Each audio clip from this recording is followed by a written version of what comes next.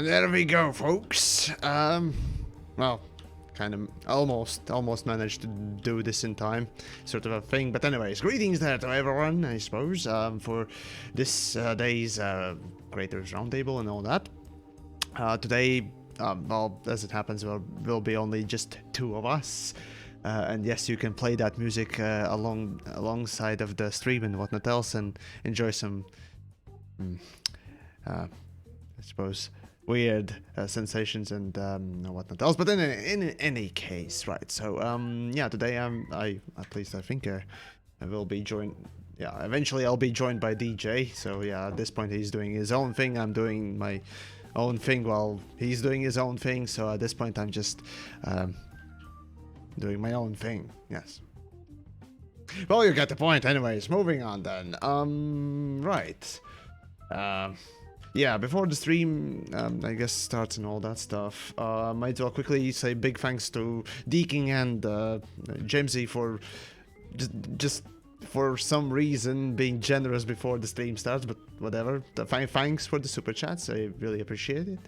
But in any case, I will read all that stuff afterwards. And for now, there will be just us two.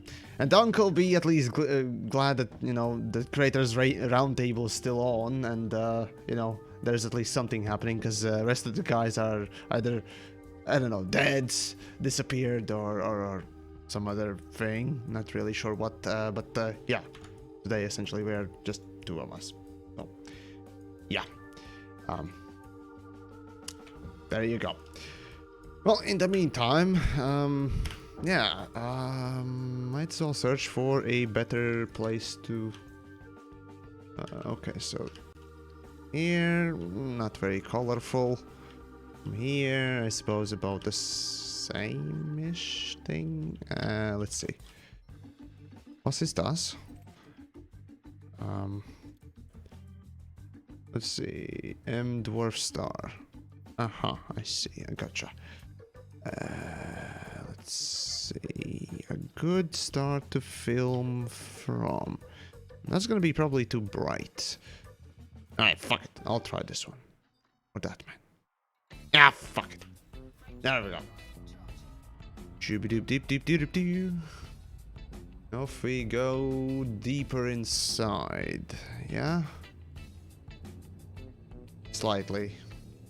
Not exactly, but regardless. Everyone's dead, Yamiks. Yep, pretty much. Seems like it. Well, I guess since I'm waiting DJ anyways, I can answer a couple of questions. So, Cobra Jr., so let's see. So, Yamiks, I've heard you're thinking about voiceover for voice attack. Well, I'm always open for something like that, but whether or not that's gonna happen, I don't know. I'm gonna jump straight in here. There we fucking go. Said. Right, enough Hello. wasting time. Yes, there we go. I'm gonna jump exactly in with what I said last time when this came up, which is if your audience wants a voice pack, they should make a lot of noise at HCS voice packs, and a voice pack will happen. Apparently Simple. so, yes. I promise, it's true. Good evening, Yamiks. How are you? Right. Yes. Just fine, and you? I'm very well. I have forgotten to do something rather important, which I'm going to go and do right this very second, which is mute alerts, because I haven't done that yet. Yeah, I kind of remember to do that beforehand. You had did enough remember time. tonight. Yes. Well done. Yes. Well done. Right. Had enough time for that. Alerts are muted, everybody, for the duration of the following, like the round table. We always have our alerts. Like, they'll show up, they're just muted. Yes. And we'll sort of go through them afterwards, I would imagine. But yeah, how are you, Yamiks? It's been a while. Happy New Year. I think this is our first round table of the new year, isn't it? Is it? I believe so, yeah. Hold on. I need to check this, because no, couldn't be. The first... Hold on. First round table of the year, and that's basically just the two of us, and other guys are basically dead. Great. It would seem that way, yeah. Let's see, January. Let me just check real quick. Still not that. Still. Yep, the last roundtable was on December 29th. Damn, it's been a while, huh? The first roundtable of the new year. Fuck me. Well, in any case, I guess we can celebrate it with a boatload of nothing. Yeah, it's been an exciting 2019 for Elite Dangerous so far. Oh, it's been so full of things. There was a new patch yesterday. We have that. Yes. Actually, and let's be honest. Let's go into that real quick because there's not much about it in general. I don't know. Did you check the patch notes? I had a look through them. Yeah. Anything interesting for you at least? There wasn't anything that leaped out other than just being like a series of kind of nods, if you know what I mean. It's just like, yes, I'm glad you have done this. Yes, I am glad you have done this.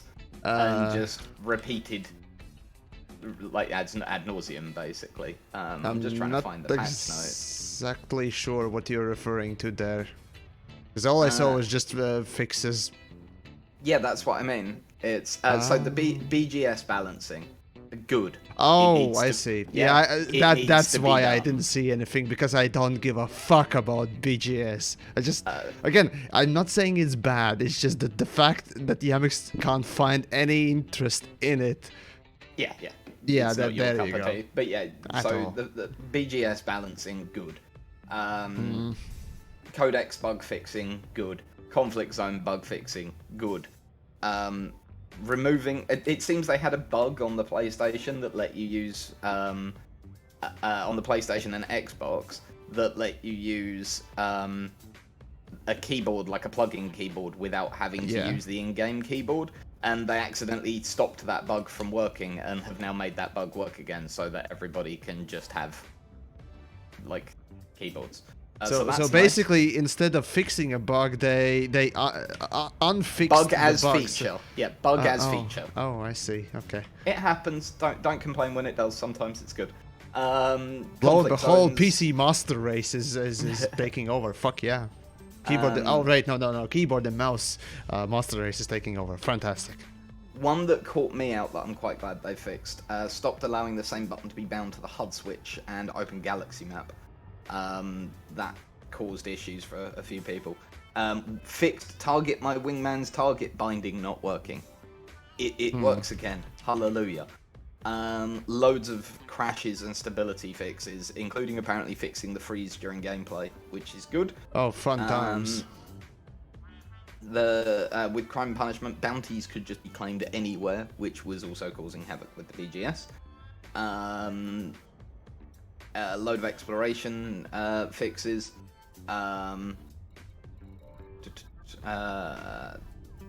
loads of minor fixes from there on out. Localization, galaxy, like minor fixes including mining. Starports. Mining. Fixed missing UI when mining in a wing. Fixed issues that cause the seismic charge launcher reticule to not show the correct charge level when selecting a target.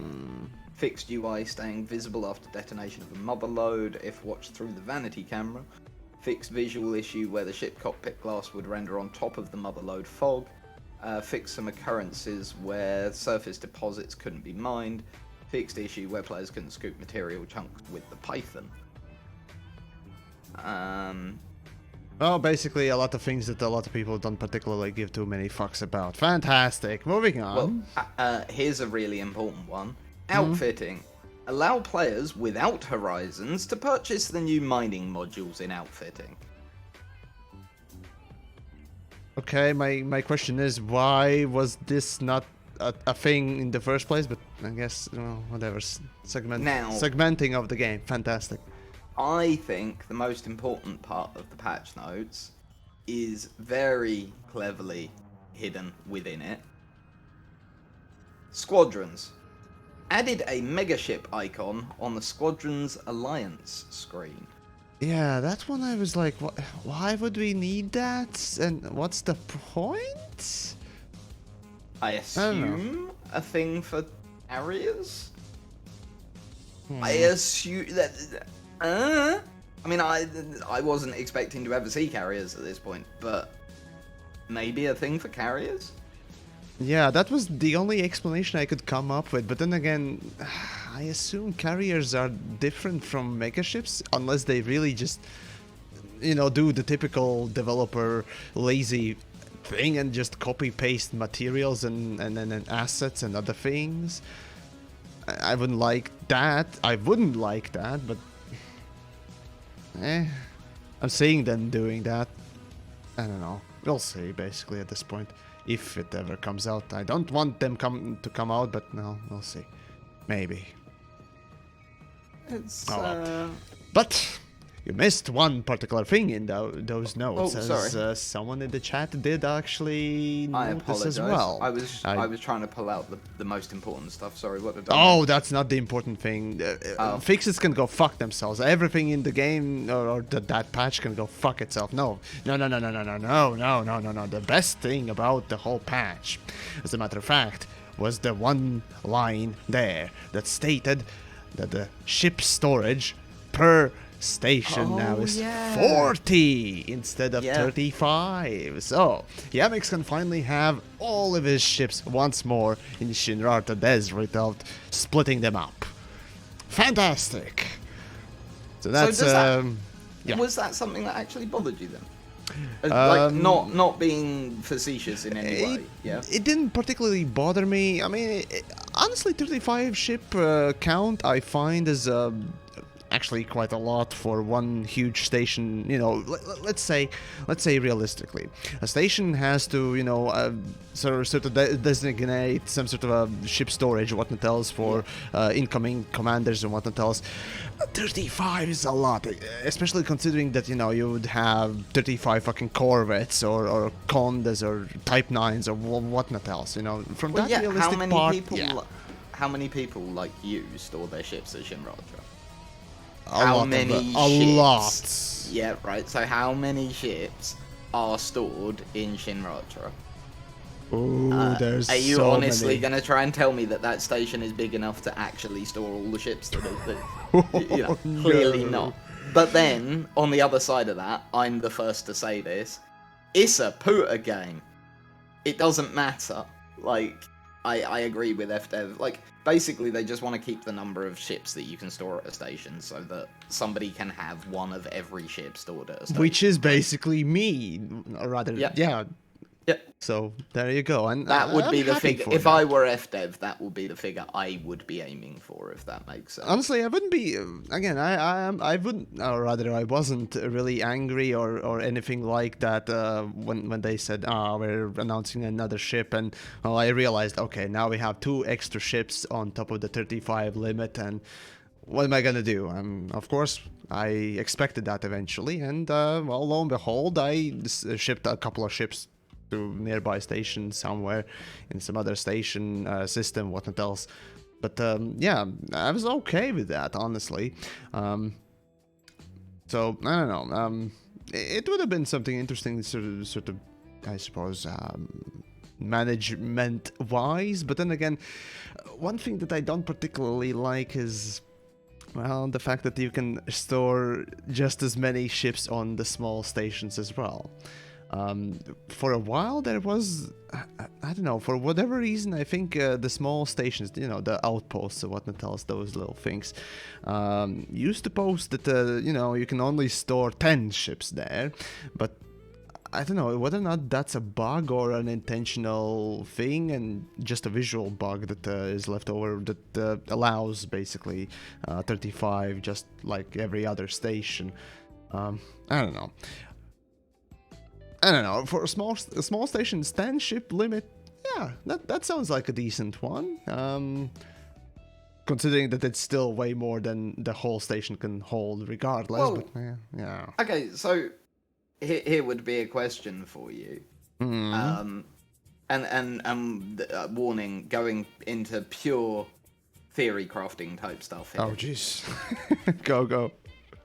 Were we able to, at some point, either purchase or produce our own outpost-style station? What would you want for your... Nice. How much would you be willing for that to be able to hold? Like, if you had an outpost that was dedicated to your commander, would you be okay with that having the 35? 1 ship per landing pad. One ship Pure per and simple. landing pad. Yeah, Wow, why okay. not? Well, Why not? see- I mean, it makes sense, at least. Again, I'm a more of a realistic person on the game side things. So I'm Yeah. like, See, the way I would love for them to show it is essentially, you know, when you drop down into your hangar, aye. yeah? That should be, as you go down, you should go past other hangars. Yeah? And there should why be a not? stack of, there should be a stack of hangars, essentially. Yeah? Yeah, That, to me, sure. makes a lot of sense, because why would you just have the one, right? One per landing pad doesn't really make sense, right? Whereas if you dropped it down several, it first of all, for those that do care about immersion, it kills that instantly, right? Because, yeah, why? But some people do, right? And also, yes. for those of us that are just normal players, it's another neat little graphical touch, right? Especially if, Of course. you know, you dock and you go down into your slot, and then your mate comes and docks at the same landing pad, and comes down and goes past and sees your ship. That would be really cool, right? And you see Definitely their ship would be sliding nice. past in front of you. That'd be awesome. The thing is, from the cynical perspective as well, I can tell you that would be a good boost for Frontier's cosmetical thing, because haves and have-nots, you know, stuff Yeah, like that with right. microtransactions. Yeah. Even from that perspective, it would be good. And at this point, now that I think of it, if that'll basically boost the fucking microtransactions, I'm starting to think maybe that would be a bad idea. No, unless it's a free-to-play game, yeah, I'll go with microtransactions. Even go as far as buying them. But Well, let's try and go through tonight's topics. But may I suggest adding one? I know yeah. we've discussed it before, but I think that at this point, with Beyond finishing, it's time to revisit this subject, which is, should Elite Dangerous, not Horizons, should Elite Dangerous be free to play? Oh god, the answer from me was always yes. Either that or ditch the microtransactions. Shit, Yamiks and I agree. Fuck. No, the thing is, I've said this a while back, really. We talked about this as well, so those that haven't caught up on the opinions of these two fuckers, basically. My stance is basically... Elite Dangerous has, first of all, a lot of fucking grind, like a free-to-play game. It has microtransactions, like fucking free-to-play game. So why I'm is it gonna a argue that god... in a moment. Whatever. But carry on. Yeah, Sorry. at that point, yeah, you know, why not just go with free-to-play model? Reason? Pure and simple. There is no competition, and there's no particular business reason to go free-to-play. Because once you go free-to-play, well, you can't really go back. So yeah, but even so, again, because Elite lacks the competition, there's no reason for them. You know, it's just pure and simple. You know, try and be competitive, because they are already quite competitive with the product that they are delivering. So, yeah. Once Star Citizen goes, you know, proper full game, maybe in, I don't know, 3-4 years at best. Again, yes, I do consider Star Citizen in about 3 years to be more or less done-ish. Maybe, we'll see. But yeah, then maybe Elite will think about, you know, its positioning in its in the industry market and whatnot else. But as it is right now, no luck on that. So yeah, there you go. It's a shame Frontier won't do it. I genuinely believe that it would do a lot of good for the basically the size of the Elite community. It would definitely increase the community at least tenfold at this point. Okay, I'm being facetious there, but regardless. It would massively increase it. And the thing that I find is that I find that Elite is one of those games that when people start playing Elite, it's either because a friend plays it, or the fact that you watch someone on a stream or on YouTube or something like that, yeah? It isn't a game that you seem to organically get into. I think those that are going to organically get into I got Elite, in. No, hang on. I think those of us that were going to organically get into Elite Dangerous have done so already, for the most part. Yeah. Wow. Obviously, there will still be some people who, one way or another, haven't heard of it. Yeah. Oh, there are plenty. But the vast majority of those of us who were out there searching for a game like Elite, we found Elite by this point. Yeah. And one of the things that again, if I were Frontier, I would be looking at doing is broadening the horizons of who could be interested in Elite. And, you know, that would be a twofold thing. First of all, you'd be talking about other mechanics you can introduce. And the other would be just expanding the audience that can get access. I have to admit, when Tencent took their part of Frontier, you know, bought their part of Frontier, I expected Elite to go to free-to-play at that point. And it really? I honestly didn't expect that. Tencent are king of that genre. They know how to monetize free-to-play games. Well, they are a Chinese company, aren't they? Yes, they are a Chinese company. They're also the largest games company on the planet. Largest one. Okay, well, maybe I'm not that deep into the whole business aspect of the industry, but yeah. Do you know what their biggest title's called? Oh, God. Black Desert, wasn't it? No, this little niche game that nobody plays called League of Legends. Oh, okay. Yeah, I didn't count the wind of them actually acquiring Riot, so... Yeah. Again, again, I don't really play League that much. I mean, whenever my friends call me, yeah, sure, I'll play that pub scrub crap. But real men play Dota. See, real men play Dota. Yeah. Okay. Okay. Let's be elitist here. After all, we're playing Elite and sort of drifted into that topic. So let's just continue down that line. Oh boy. So. Getting us back onto subject. Okay. Distant Worlds happened. Well, let's move on to that, yes. So first this has been a fairly big deal, hasn't it? Let's be honest. It certainly has. It certainly has. A lot of people taking part, which is good to see. FDev have actually gotten involved, which is nice to see as well. Just for clarity's sake, how are they involved? They've been doing things like adding CGs to the route, and I suspect other things. I can't guarantee anything, but I suspect other things have been added to the Distant World route to make it interesting. Okay, interesting. Okay, I haven't heard that. I've speculated a couple more sinister things, but I'm speculating that's what's gonna happen. You'll find that they'll have dotted a few things out there to be found. Yeah. Alrighty then. That would be my prediction. It's what, again, this is going on what I would do. Yeah. You got that many players going out there? Yeah. Give them something neat to find, right? Certainly.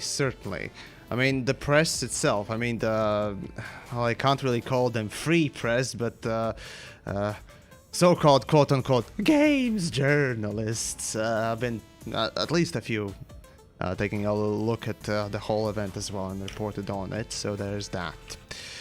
So yeah, such places as Polygon and I think Kotaku too, made an article on it, so yay. And not just that as well. There's been articles in quite a lot of the science press as well. Really? Okay, I didn't catch that. So yeah, fair enough. To be honest, this is where, because Elite is as accurate as it can be. Yeah. Yeah, it does. It holds. Yeah. It holds interest to the scientific community. And also, I suspect this is the sort of things that like sociologists dream about. Yeah, being able to study a group like this, because really, why are they doing this? Yeah, don't get me wrong, it's cool, and it's part of the game and everything, right? But why? and studying the reasoning behind that. Why? What's the social imperative that causes a group of people to get together like this, right? It's probably fascinating to study. Obviously, there was one major negative, which was that, unsurprisingly, several thousand people jumping to lightspeed at the same moment crashed the game. Okay, well, okay, let's get into this one. So, yeah, just to recap, basically a lot of people, gathered in one place. That is one specific system. I'm not particularly sure which one that was.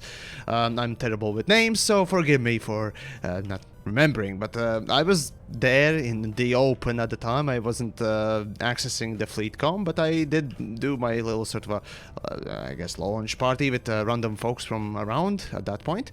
And I managed to do sort of a one jump, and then the whole thing just went down. And for the next 2 hours, it was just fun enjoying the loading screen or playing CQC as it happened. So yeah, the servers basically crashed, and well, quite a lot of us couldn't really play the game until either developers themselves just fucked around with the servers and got them back up running, or a lot of players stopped playing, and so in that case decreasing the load on the server. In either which case, this is the thing is, I wanted to be positive, and I was fully ready to just enjoy exploration and whatnot else. But the thing is, in beta for Chapter 4, that is the last update, those that don't know, Elite Dangerous crashed as well upon the launches of almost all of the patch updates or for beta updates. Whenever a lot of people joined the game on, the new patch release or update release, whatever, then the whole, beta ended, and after a few weeks, developers released this whole update as a, full thing, and of course servers crashed once more. Now, yeah, you can say that it's just because of the influx of the players. Well, obviously it was because of that, but the question that I raise is risen multiple times, and that's just why developers didn't learn from the beta, why developers didn't learn from the Beyond Chapter 4 release for this event as well. Have they just been sitting on their asses when it comes down to performance on the multiplayer aspect of this game, or what the fuck is going on? Because I found that extremely, well, saddening and disappointing. I don't know. DJ, your thoughts? Because I'm gonna bitch around always. To be honest, it's frustrating, right? Oh, you can't even begin to imagine, mate. And I imagine it must be frustrating for Frontier as well. But from the game, from the players' side, it's not like they didn't know. Yeah? They had more than a year to plan ahead for this event, and of course as well for the Beyond and whatnot else. So I'm less salty about the server, like updates, deploying patches always causes issue. Yeah, whatever. The actual issues with Distant Worlds, I'm less forgiving of. It was obvious the server load that evening was going to be far beyond normal. They also have models of what that server load looks like. Yeah, including mass jumps. Yeah, that's been done before. It's not the first time, won't be the last. And to be honest with you, when you have that data and that knowledge, and it still immediately crashes, surely you knew that beforehand. And okay, for whatever reason, at the moment the code doesn't accept it. Talk to the people who are organising the event and go, look, if you jump at the same time, you're gonna kill the game. Organise it so that doesn't happen, please. Space launches of 50 ships at a time out every 30 seconds. just don't put that all at once load on the server. Yeah, that would, again, I'm talking the way I would have done things, which is all I can do, right? The servers dropping like that really was a bit of a shit show. The funny thing is, when you look at the statistics now, of course, I'll get to the point as to, or rather, the reason as to why servers crashed. At least from what I've gathered from people and whatnot else. So basically, the increase or the influx of the players for Distant Worlds, according to Steam charts, was well, lesser than for Beyond Chapter 4 release. Yeah. And of course it was across all platforms, but regardless, it was lesser impact on the servers than Beyond launch itself. I mean, on the Beyond, even the fucking CQC was not playable, so I guess there's that, but regardless. Yeah, apparently the issue was the whole, well, the server not really handling the calls for the same instance or the same system or something. And fine, so be it, but even so, the fuck, guys? Yeah, we're returning back to the same old question. Have you not learned anything from your betas? And the release of the thing? I don't know. It's disappointing. It's properly fucking disappointing. But on the other side of it, they got it fixed on a Sunday night pretty fucking quickly, which is awesome. Yeah. That was pretty much because a lot of people stopped playing, most likely, as well as them just restarting the servers. I suspect they had people on site. It would seem. Again, I suspect they knew it was coming. But they got it working pretty quickly, and everything's been pretty stable since. Yeah. It's an annoyance. It's not like the worst thing in the world ever, right? When it constantly repeats itself, it becomes more than just an annoyance. The first time it was an annoyance. On the launch, it was a disappointment. Now it's the fuck is this? So yeah. That's my take on it. But you know, that's just me. There's a lot of positives to take from Distant Worlds. Oh, of course there are. Starting with, let's be honest, this has been the best advert for Elite Dangerous for a very long time. And the fact that it's tied in just after the major exploration update is genius. DJ, are you telling me that Frontier paying those bigger YouTubers and, you know, letting them play the game and presenting them as sponsored video by Frontier was not as good as this? Oh, were you talking about the Yogscast thing? There was one other fucking video that random Quattro fuckers did a very cringy VR sort of flight thing a little while back. So yeah, yeah. I would love to see the ROI on something like that. Indeed, me too. Yeah, I would love to see.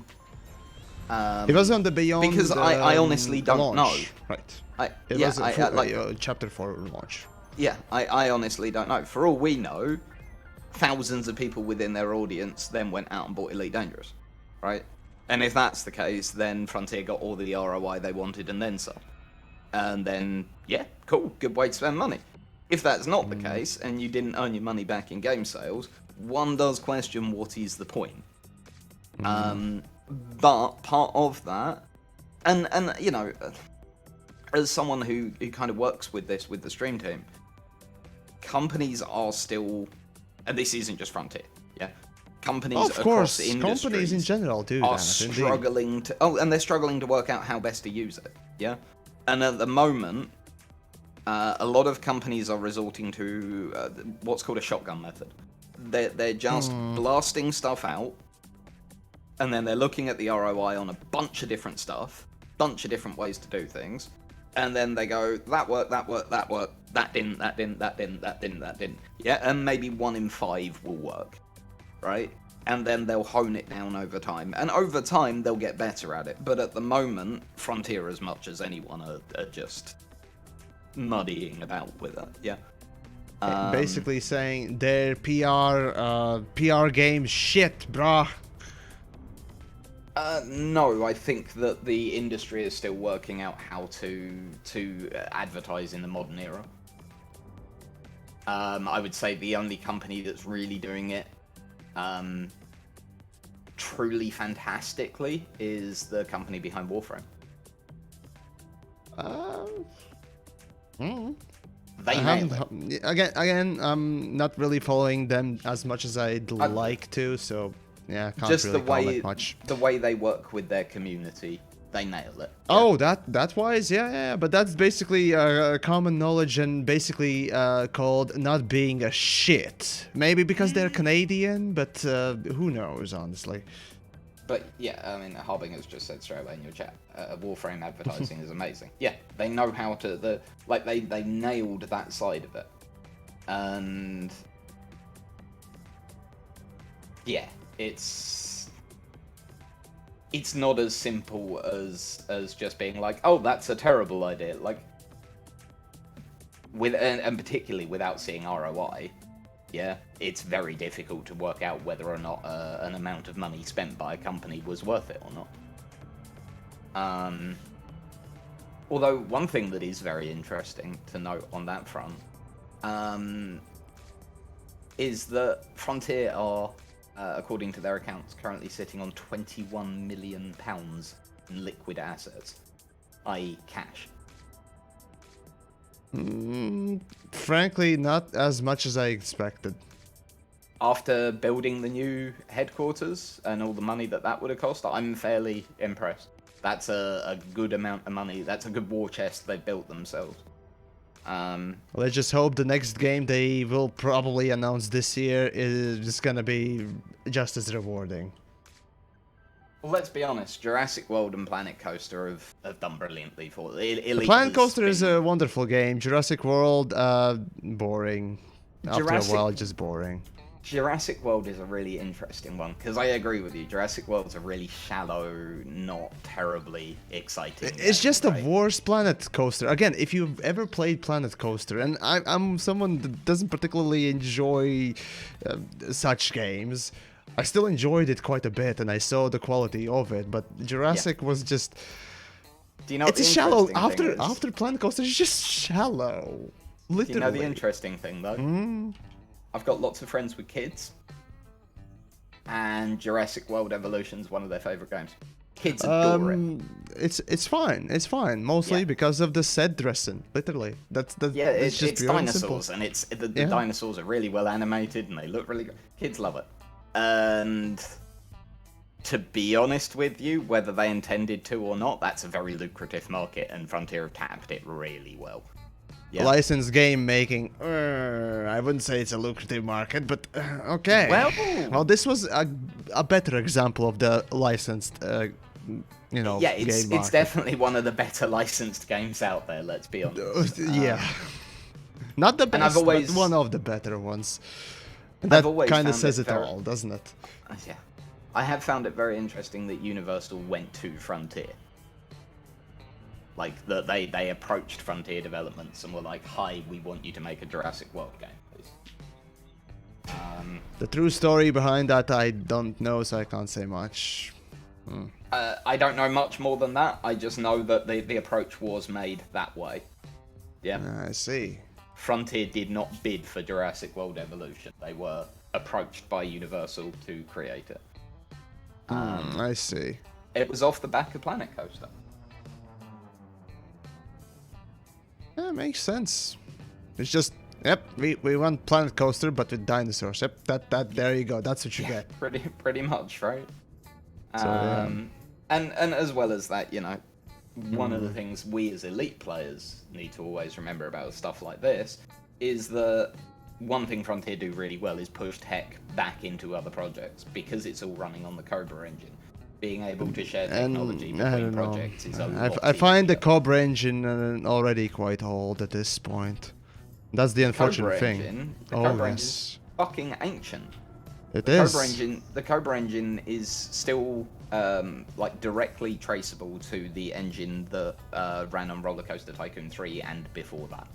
I mean, okay, fine. The source engine can be traced back to the fucking Gold Source and what was it, the Quake engine as well. So, they're all altered, obviously. The thing is, the current iteration for Elite is what is basically super ancient and really not. I don't know. When it launched, it was at best okay for multiplayer, but I again, have it just no feels. issue with the graphics in Elite. Graphics? I'll be honest. No. The graphics are fine. They're suitable and whatnot else. But the multiplayer, the functionality on the multiplayer is just. It's clear that the engine was not really built. It was more of an afterthought at this point. So yeah, that's how it works, literally. I mean. I mean, think that the it'll whole be- puzzle, remember, whole puzzles were basically fucked or couldn't be done properly because you played with someone in a wing. That already signifies that something that's within the one core issue. is just not made properly. There is definitely something wrong on the networking side of Elite Dangerous, let's be honest. I don't think, and I think this is partly to do with how Frontier expected us to play the game and how we've ended up playing the game they produced. Indeed. Those two things are very different. Let's not mince words about this. Frontier expected people to play this a lot like they played the previous Elites, essentially as a single player game. But where They you promised a could single player mode. but essentially as a single player game where you occasionally bumped into other people. Yeah. And they didn't expect us to pick home systems. They didn't expect us to join into groups. And to be honest with you, we as a player base have gone, yeah, bollocks to that. We're going to play the game completely the opposite of what you thought. We're entirely going to pick home systems. We're entirely going to, you know, even if you don't care about BGS, you quite likely have a home system, right? A system where you keep your stuff. Yeah? We are going to do that. We are going to play the games in multiplayer. Like, we do want to play as groups.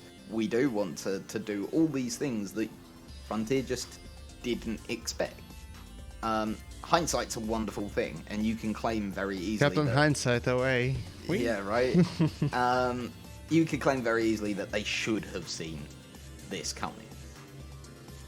Well, okay, fine. Not seeing that is not a big of problem, but acting upon, you know, what new thing comes your way is a different story about Frontier. Well, At least the way I see Frontier is that they're basically a company with an extreme old-fashioned thinking on the industry itself. I have a So, view on this. I've always looked at it that my issue with Elite in particular is that it always feels like a game which the development of which is led by coders. Yeah. If it was, it would be functioning a bit better.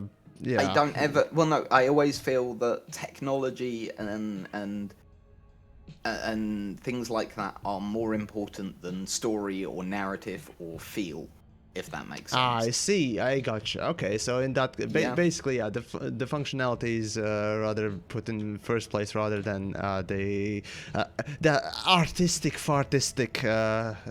perspective, I suppose. Yeah, yeah. But I don't know. That's the weirdest thing. It doesn't really feel that the game is really coder driven. If you really, or rather the sort of pragmatical sort of approach driven, because well, if you want to see pragmatical approach, not pragmatical, but rather the coder sort of a perspective driven thing, X4 is a wonderful example of that garbage, essentially, because oh, you gods, if you have played X4, well, you will know the pain of having garbage UI, the pain of having, well, pretty much everything in your disposal being convoluted, complex, and needlessly idiotic.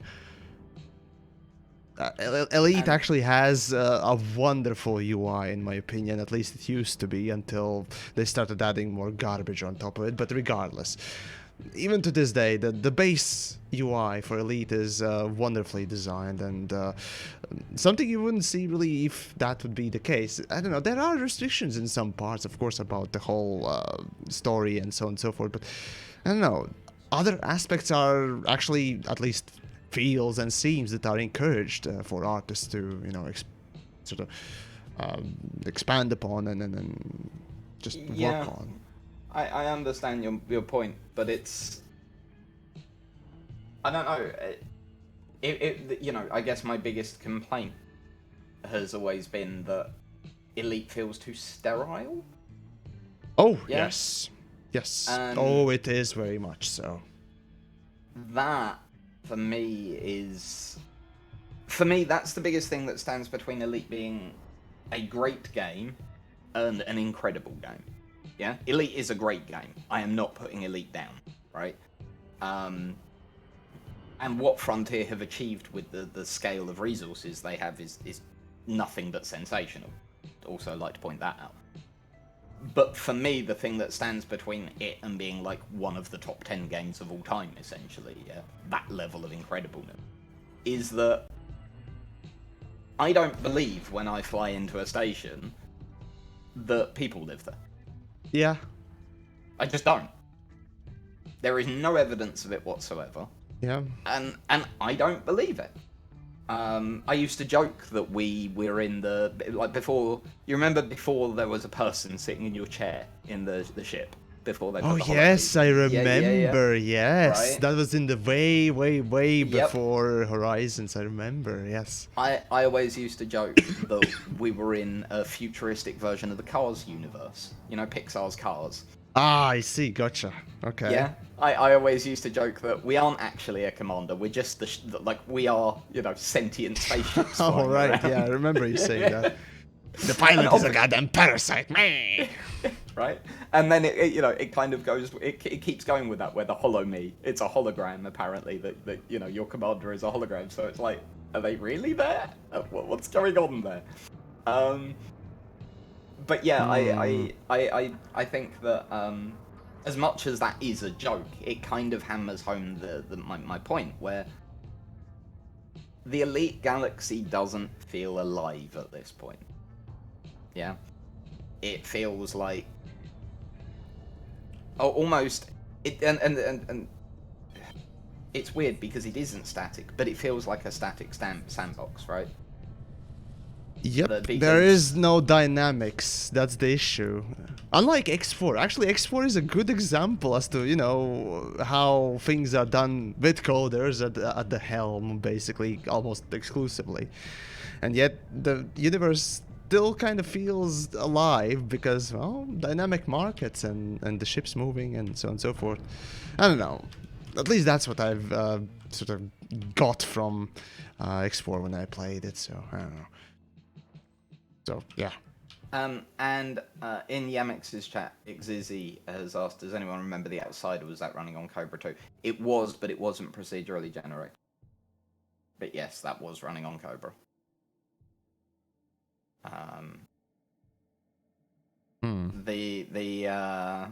It's an interesting debate. How much do you want to see and how much do you want left to your imagination? I want to see more. Like, at the very least, one of the things I've always wanted is the landing towers, you know, when you dock in the stations. Just have some silhouettes in there. You know? Such a small detail, but the thing is, DJ is actually right there. Maybe not about the whole silhouettes and whatnot else, but when it comes down to the open worlds, basically one of the cardinal sins of open worlds is just, oh, you got such a huge map, such a huge play field and whatnot else, and yet there's really not much to do in it. And well, that's mostly to do with the fact that, well, guess what, they didn't really put in time to just address little pieces and so on and so forth in it, because, well, yeah, it needs set dressing. Okay. So before I started stream, there was I was playing Witcher 3, and that game constantly surprises me how much effort, or rather, just how much alive and unique and different each sort of location feels like. The terrain, the fucking cities, the even fucking citizens, even though they are mostly randomly generated and whatnot else, but they're still kind of. They do still feel somewhat unique and, different, even though I visited one specific city or whatnot else several billion times. It still feels different because, again, there's detail put in the places, and it's not just randomly generated like the fucking planets, even though, well, fine, yeah, randomly generating terrain, fine, that's okay to a point, well... There's nothing put on it. Again, the station's the same thing. It's just somewhat randomly generated and just put in there. Just because it has slightly different interior, and that interior changes slightly differently here and there as well, it's not enough. The little details go a huge way towards, just making that, well, feeling of being in a live or lived-in universe. And yeah, if you're making, I don't know, it doesn't really matter what type of art piece, a fucking game, music, whatnot else, little details matter. And again, these things are not really talked that much about, but they matter more than you think. Maybe even more than even the whole work of art in the first place, or the main portion of it. At least that's what I've gathered in my sort of investigations of fartsy artsy. So there you go. Fartsy artsy. Well, hey.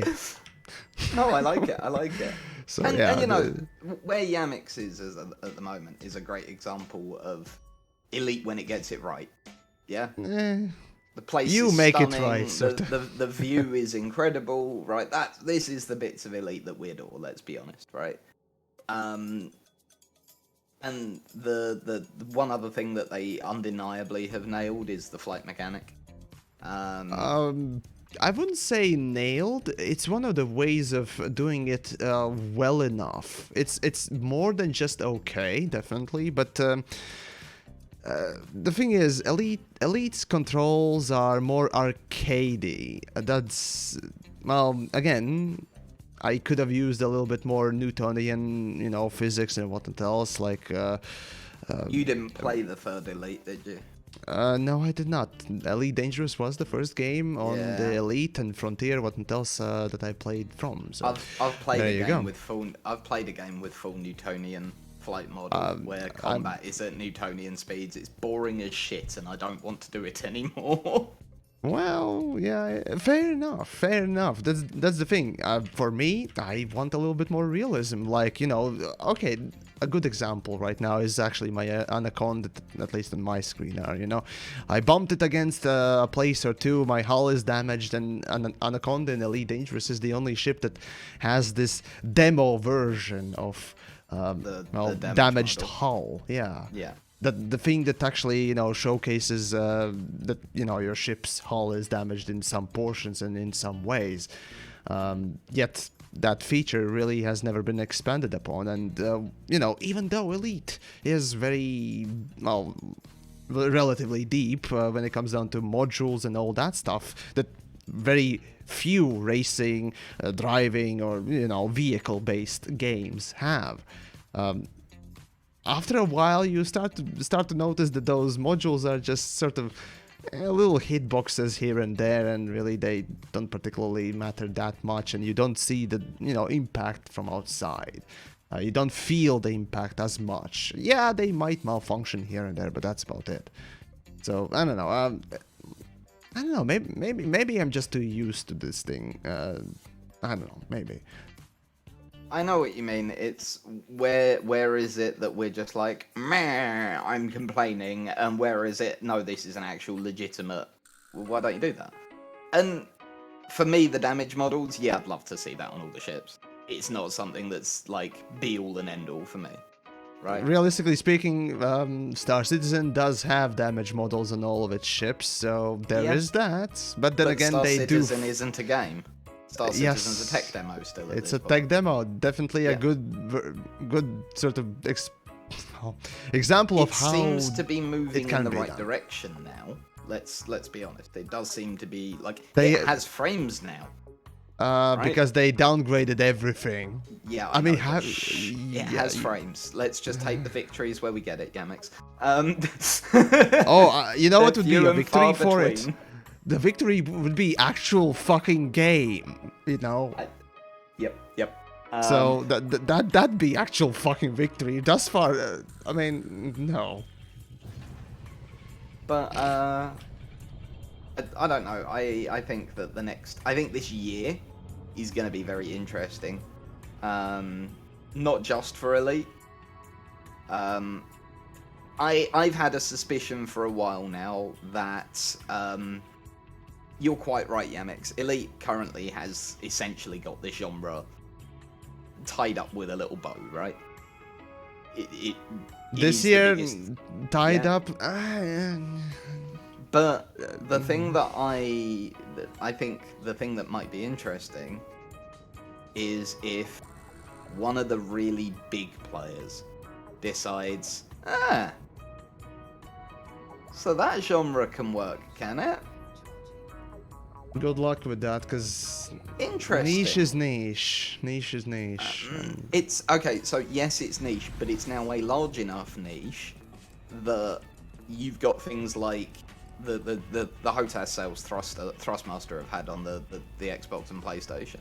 Yeah. Stuff It's like still that very points- niche. Yeah, no, Still very it's- niche.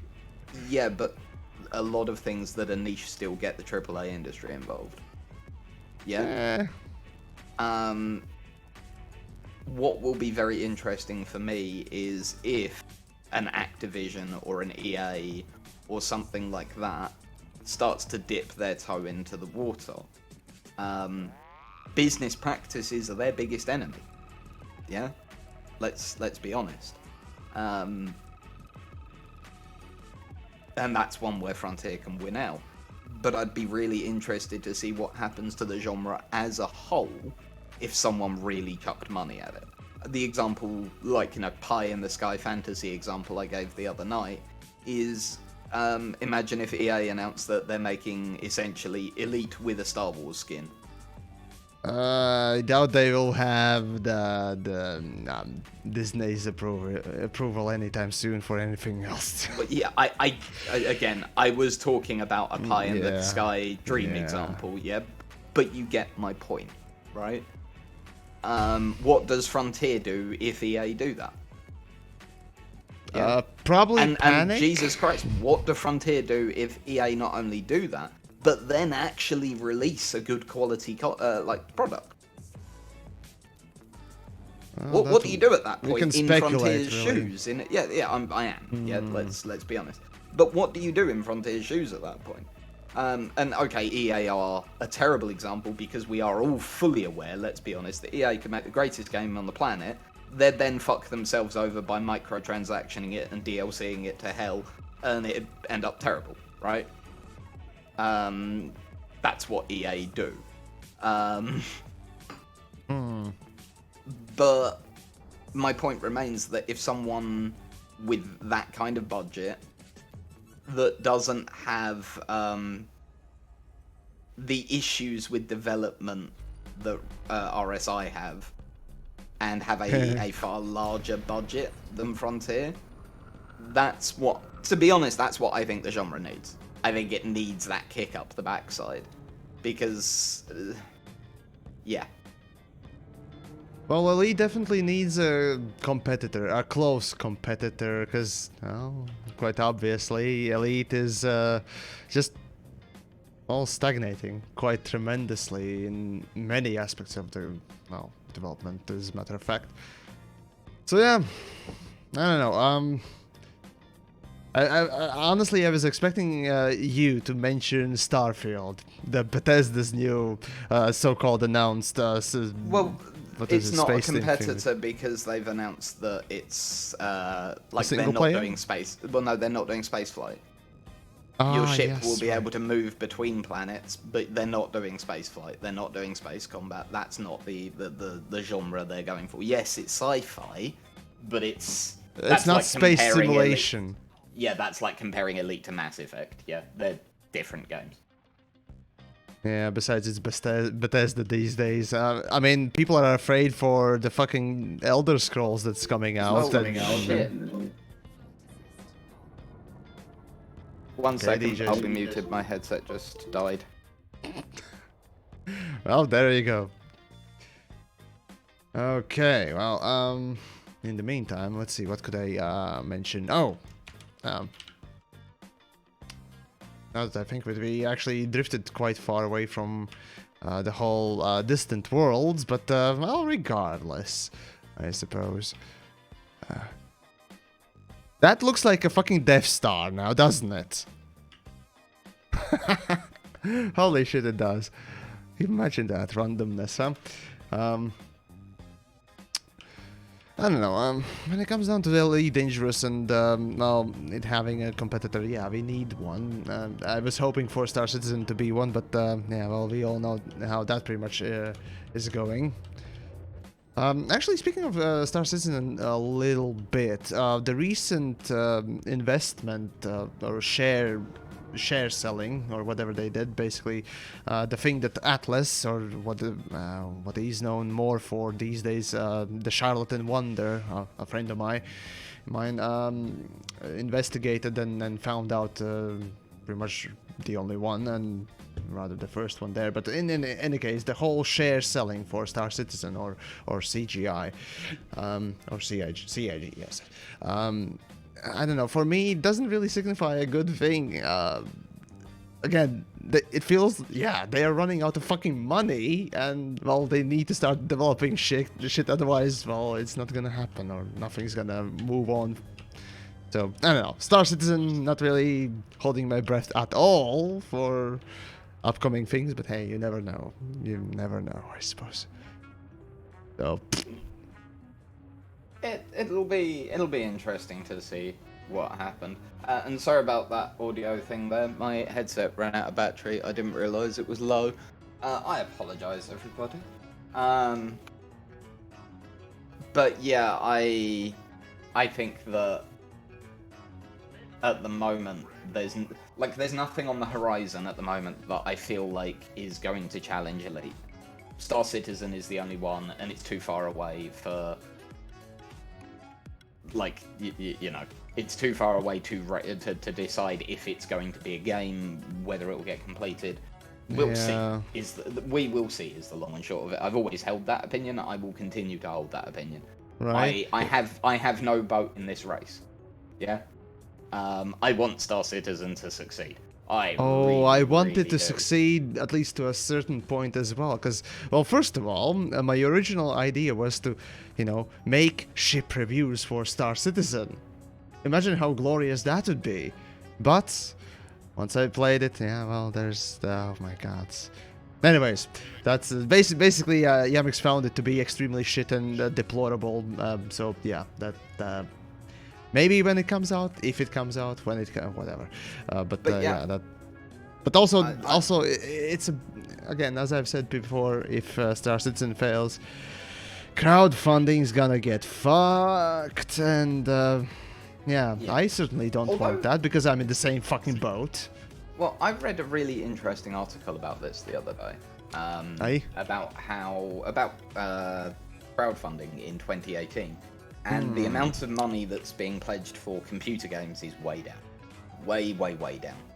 It comes in waves. The heyday of crowdfunding or the Kickstarters, Star Citizen. You know. Yeah. Not only no. The thing is, the heyday of crowdfunding computer games in general was around the time when Ukulele was pretty much going strong. The Mighty Number 9, who basically both buried the fucking crowdfunding for, you know, games quite a bit. I mean, there are still plenty of decent games that are being worked on through crowdfunding and or have already been crowdfunded. But yeah, unfortunately, Mighty Number 9 was a big failure, and well, Star Citizen at this point is just, yeah.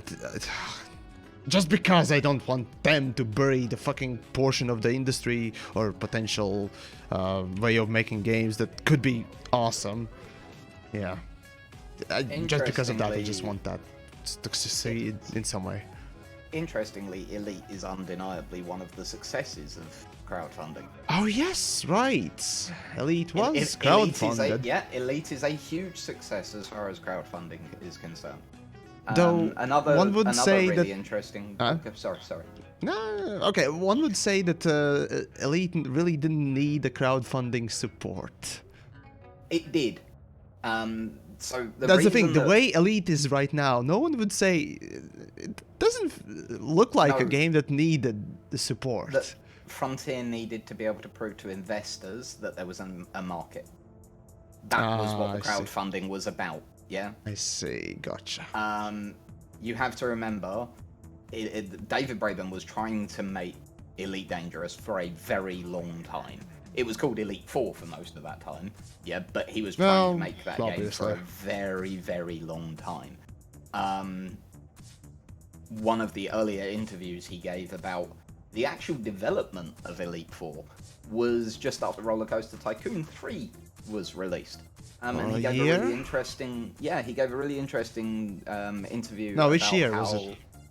Oh God, let me look that up in a moment. Or if someone in chat could look up for me when Roller Coaster Tycoon 3 came out. Thank you guys if you do. So he gave an interview where he was talking about crowd dynamics in Elite 4, being able to use the Cobra engine to have thousands of people on screen at once. And have those thousands of people well, they did in Roller Coaster Tycoon 3. Yeah. That's an understatement. In Elite. And no, Elite would not have looked like Elite Dangerous. The Elite he was talking about, it's fairly obvious, would not have looked like the Elite Dangerous we have now. Yeah. But he was talking about the reaction of a crowd of thousands of people to you doing something. Yeah, that's a typical quote from Braben. What if somebody pulled a gun on that crowd, and how would the AI respond, and blah, blah, blah, all that stuff. Sort of thing. And they were working on it back then, and they were trying to find a publisher to work with, and they just couldn't. No publisher was willing, and it was the same problem Chris Roberts was having. Yeah, no publisher wanted to take on a space sim, because the space sim genre was a dead genre. Because obviously the fact that the X-Wing games started to sell less in their later iterations was clear sign that the genre was dead. It had nothing to do with the fact that X-Wing Alliance was a clearly inferior game to, say, TIE Fighter. Yeah? Nothing to do with it whatsoever. Well, it's also nothing to do with the fact that they tried to release a PvP-focused multiplayer game in the days of, like, pre-Counter-Strike and stuff with X-Wing versus TIE Fighter. And they had to release an expansion pack to that to put a campaign into it. Yeah? Those business decisions have nothing to do with the fact that genre started to get less popular, I'm sure. But the games industry is run by fucking basically are run by just dickweeds going from fucking business colleges and whatnot else, rather than an actual industry standpoint. I mean, Jim Sterling has been talking about this stuff essentially for years and years, if you haven't followed up on that. But yeah, literally people in charge of AAA companies and whatnot else are just managers and whatnot else from sales, not actually production or coding or anything like that. Just manager from sales. And that's what's leading to fucking well, generally speaking, the AAA industry at this point. And yeah, we're having fun with that, aren't we? Yeah, that's led to several genres dying. Yeah, look at the RTS genre. Oh, don't remind me, my poor Command and Conquer Tiberium. Well, why? Just give me, like, in all seriousness, the HD remakes are all the rage, right? Can someone just do a HD remake of Total Annihilation for me, please? Like, I don't want a lot of the things that they pushed for with the RTS genre, I'm not interested in. Like, I want pretty much, you know, Command and Conquer, Total Annihilation, that era of RTS game. Give me that back. There's a reason Stargate is still so popular, right? And it boggles my mind. Stargate as in... Stargate, sorry, not Stargate. Starcraft. I apologise. Someone in my chat's talking about the discussion of Stargate, and has there ever been a decent Stargate game? It's been happening in my chat. Has there been any Stargate games? Because, probably have been some browser games, but no, whatever. It's another franchise. It's another franchise that, let's be honest, would be amazing, right? You could have an amazing sci-fi game set in that franchise. Hey. Whatever lets me play as fucking Ronan, I'm in. Those that don't know, it's Stargate Atlantis character. Look him up, Ronan. But yeah, I see a lot of people are saying about Planetary Annihilation and Supreme Commander. I never got into either of them. I just couldn't. They're too gimmicky. Supreme Commander's just all about being bigger and bigger and bigger and bigger, and Planetary Annihilation is all about charging $120 for an alpha. I've never forgiven them for that. Oh my. I've never forgiven them for that. And yeah, I've just never, ever been able to get into it. I have to admit. But please note, my opinion. Yeah. Not trying to state yours is wrong in any way, shape or form, just I've never been able to. For me, the RTS genre, I want them to go back to sort of that Total Annihilation, Command and Conquer, Red Alert sort of era. Give us that with modern graphics, better AI, and yeah. That would be amazing, as far as I'm concerned. But yeah, I don't know. Well, Yamiks, we were talking about this before the stream, and I think we'll segue into. Oh no, there's another topic to cover first. Oh, we do? Oh right, we got actually a couple leaving. of them. Right, so should we yeah. talk about Mr. Lewis, because this is a sad moment. Let's be honest. Not necessarily. I mean, just like with everyone dying, it can be a good thing too. Oh, yeah, I get what you mean, but I will miss it. No one's breathing anymore. The cycle starts again, if you believe in that bullshit. Anyways, carry on. I believe that Ed's been a net positive for Elite and for Frontier. Like, let's for not forget, PR part, yes, absolutely. He was the first CM bought in back when Elite was still in the crowdfunding days. And he's been with Elite through the whole journey, from crowdfunding all the way through to now. And I've worked with him a lot over the years, and gotten to know him really well. He's a wonderful human being, and he will be missed by the community at large. I think there is whoever is stepping into his shoes has big shoes. Probably will, but I don't know. I really like Will. So, well. Ali, he wasn't the first CM? I thought he was. I thought he was the first CM bought in on Elite. Like, specifically for Elite. Honestly, Did Ashley work on Elite, Alien? If so, I consider myself entirely told wrong. I was always under the impression, though, that Ed was the first CM specifically for Elite. Because that was what he was brought on for originally.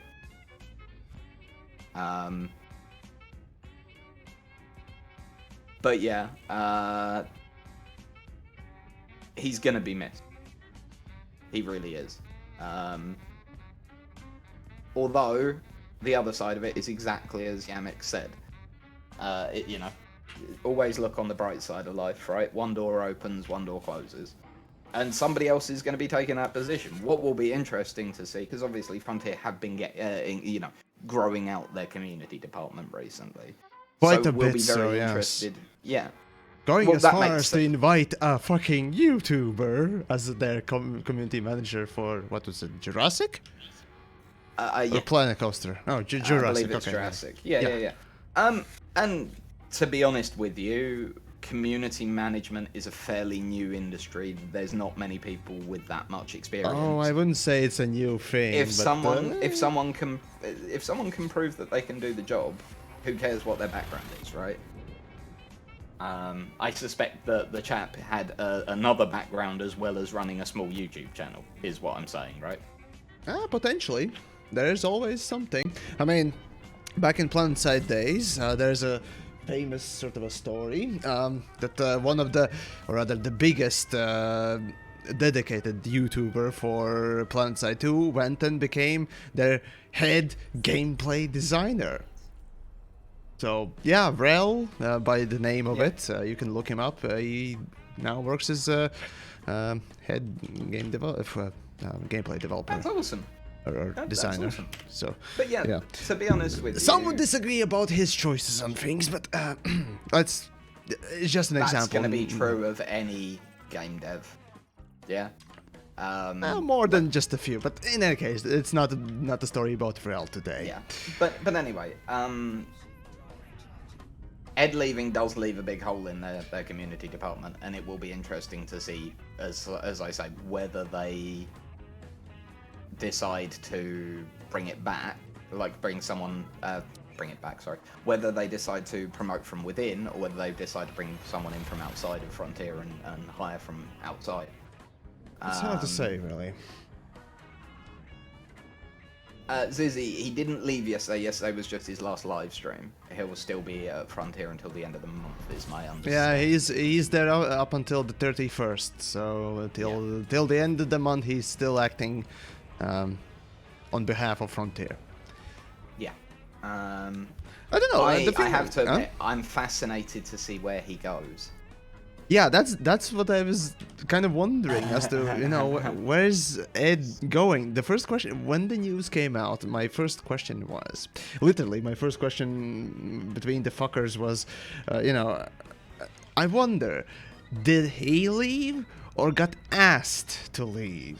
Whether that was, just a better paying job, different calling in life, or he just didn't like the, co-workers or something. The impression again, it could be is everything just a good, change bad, of whatever. I don't know. That's the thing. Yeah. I really do. I get the feeling that he's worked there for 4.5 years. It's been a very good 4.5 years. I suspect something very interesting has been put in front of him, and he's jumped at it. I also Perhaps. Would you like a DJ prediction?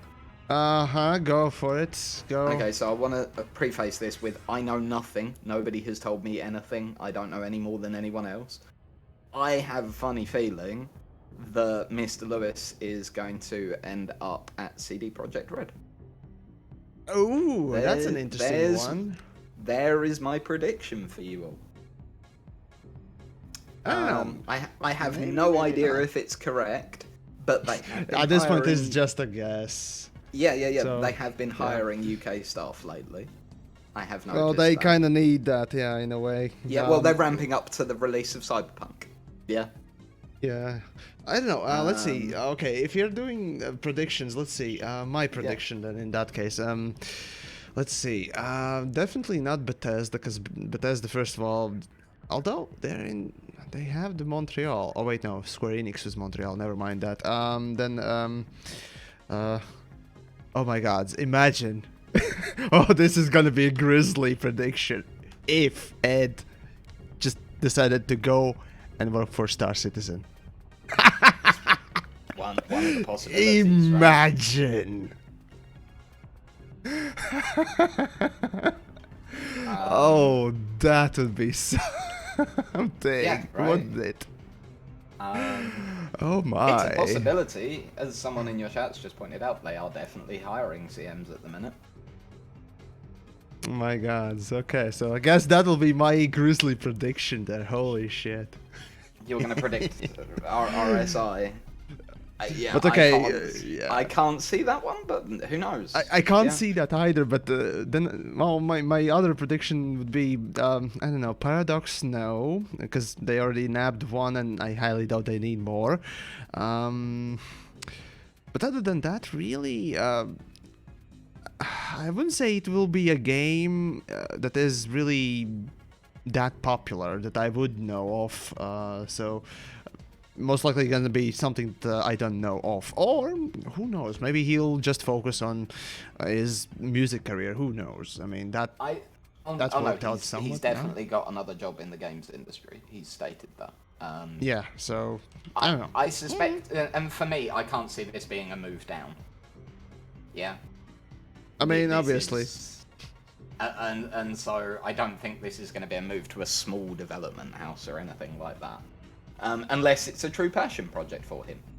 We don't know. We don't know Ed's thinking on this one, let's be honest, yeah?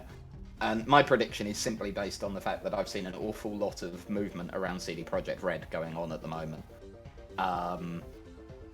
And that is a place that people want to work. That's becoming very clear, yeah?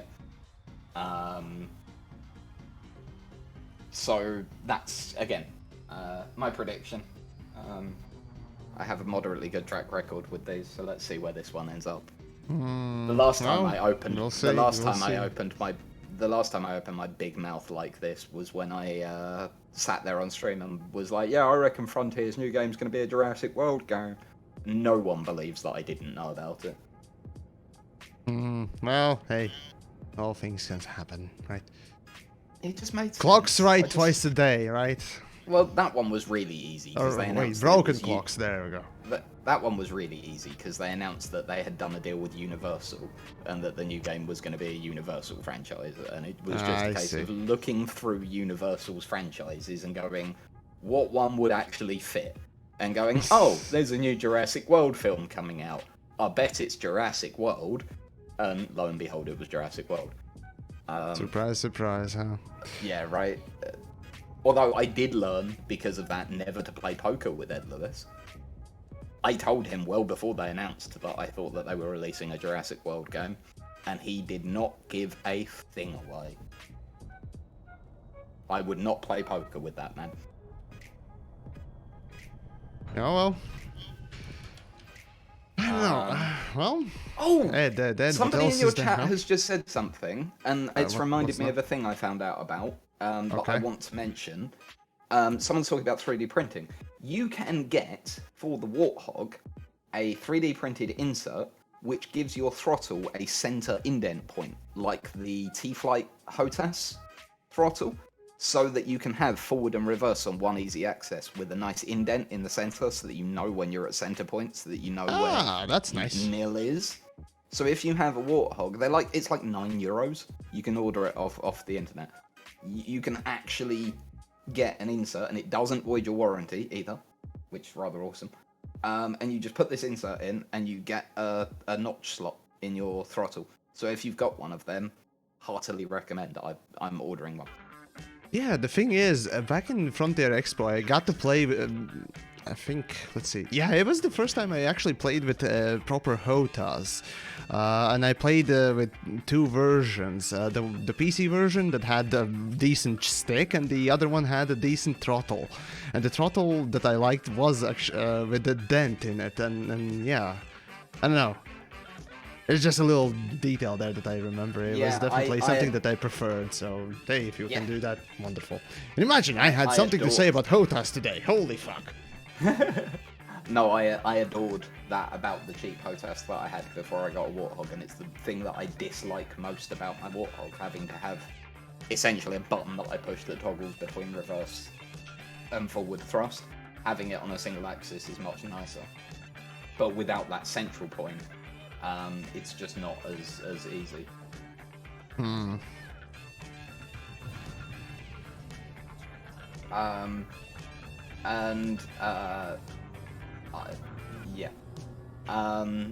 Why do people keep mentioning Ed's music career, ZX has said in my chat? Did I miss something? So Ed has a band that's doing quite well for itself. And so some people have thought that perhaps he's going to concentrate on that, but that doesn't was my seem to be the case. random thought as well at one point, but yeah.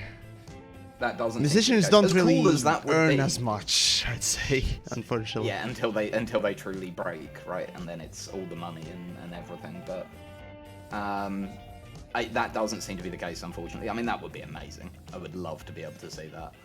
And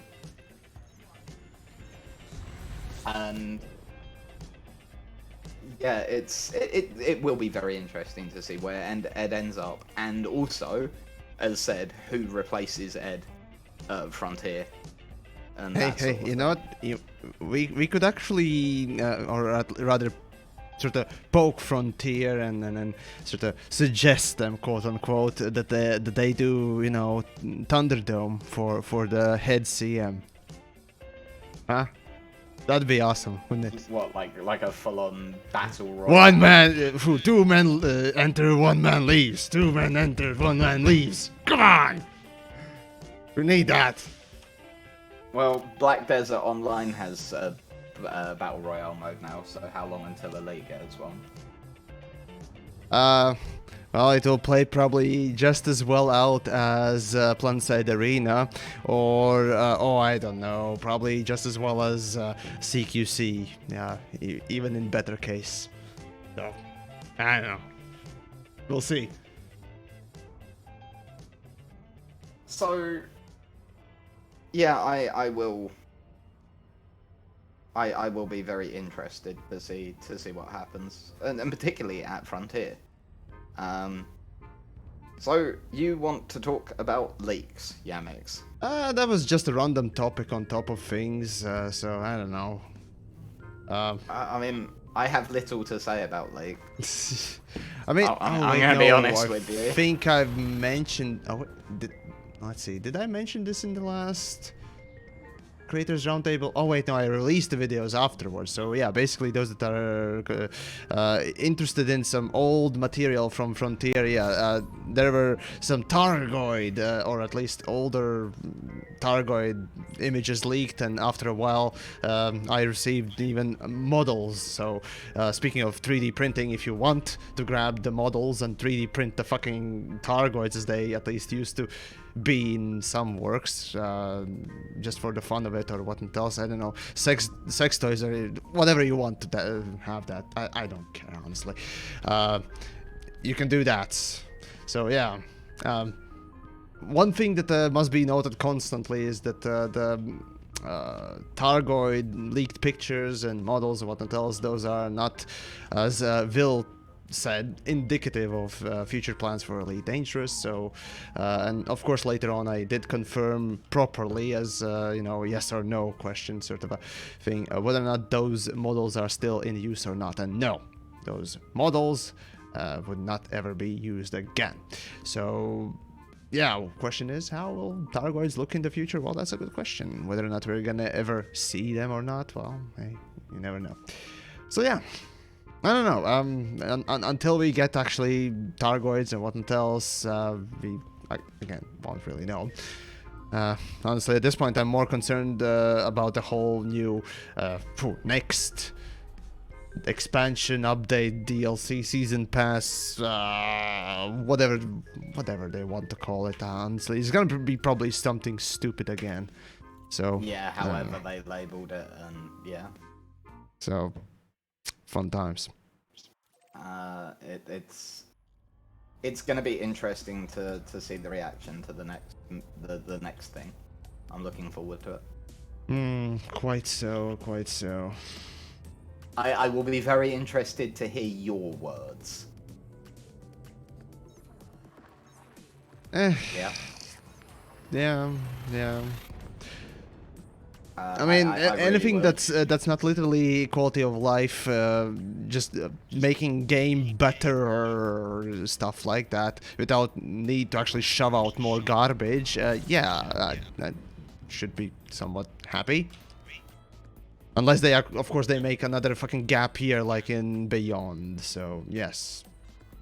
Yeah, I don't think they can do that again. Like, they can't afford, I think. Unless they really just want to bury Elite and just focus on the next whatever game they are making. I don't know. That's never gonna happen because Frontier, well, Braben will never let that happen. Elite's his baby, and it's his passion project. Yeah. He's not the that's only one in the gonna change. companies, you see. That's the thing. No, but he is the big boss. That is true. That is true. He's a businessman too, you know.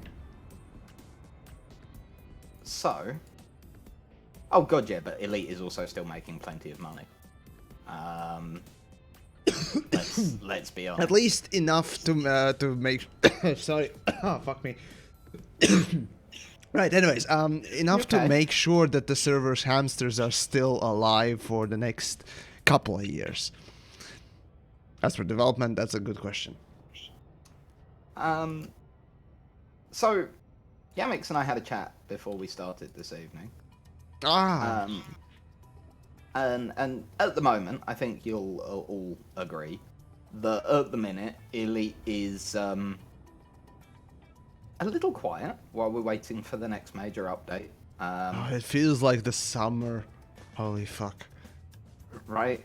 And so, for this next bit of this, we're going to take you all out of your comfort zone, and we're going to talk about stuff that isn't Elite focused.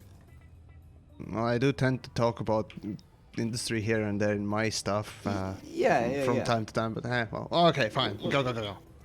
And so the discussion that we were having earlier, that I think is a good one to sort of put to chat and to talk about,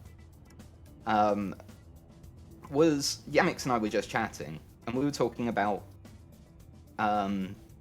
it started as a conversation about asset flipping, but then ended up as a conversation about antagonists in computer games.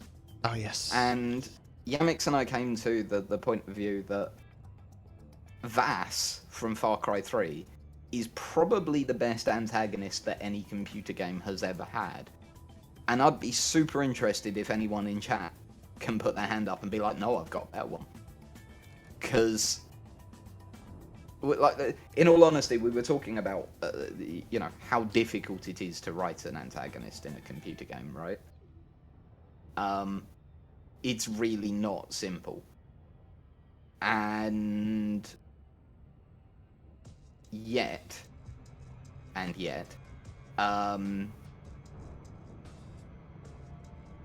there are some stunning ones in gaming history. I've just had the Mass Effect music start playing. Although, funnily enough, I would actually say Mass Effect didn't have any great bad guys. It had a whole movement, race, whatever. Again, I haven't played much of Mass Effect, so... It's the characters I remember, that really stand out from playing Mass Effect are all the good guy characters. They're not villains. Whereas when I think of Far Cry as a series, not even just Far Cry 3, I think Vass. Yeah? Because he's a definite he's the standout character, isn't he? Yeah. And yeah, I have a better antagonist, Matthew Oldham said. The blue screen of death. Fun times, yeah. I'm too familiar with that, especially when I'm overclocking things, so yay. Oh boy. But no, I'm surprised that no one is thus far mentioning the Joker from Arkham series, because, yeah, for a game, yeah, sure, fine, but yeah. the thing is, I'm not counting Joker there, because, well, it's a DC character and it's a licensed game. Yes, it's a video game sort of antagonist in a way, yes, but is first and foremost a comic book. Yeah, he wasn't created specifically for the game. Even that take on him wasn't created specifically from the game. Right. Very much. It's Mark Hamill's Joker, isn't it? He is, certainly. He is. Also, why Mark Hamill hasn't been allowed to play the Joker yet, I really don't understand. I don't know. The thing is, maybe he's too old already. Have you seen Have you seen the screenshots they've released of the dude who's playing him in the standalone Joker film? Tell me that couldn't have been Mark Hamill.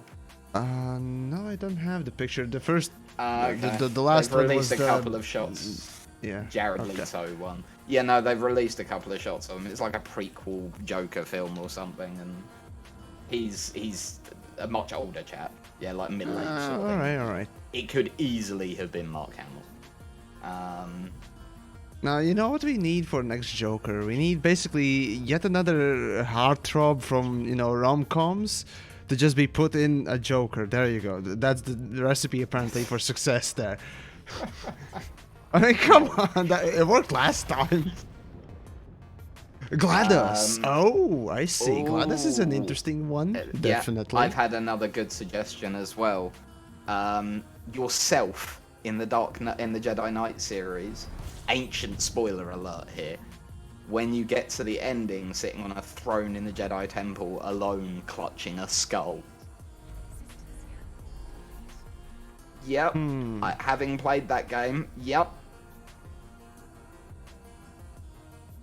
Yeah. That's definitely one. GLaDOS is definitely another one. GLaDOS, though, yeah, GLaDOS is definitely a good character and definitely very memorable.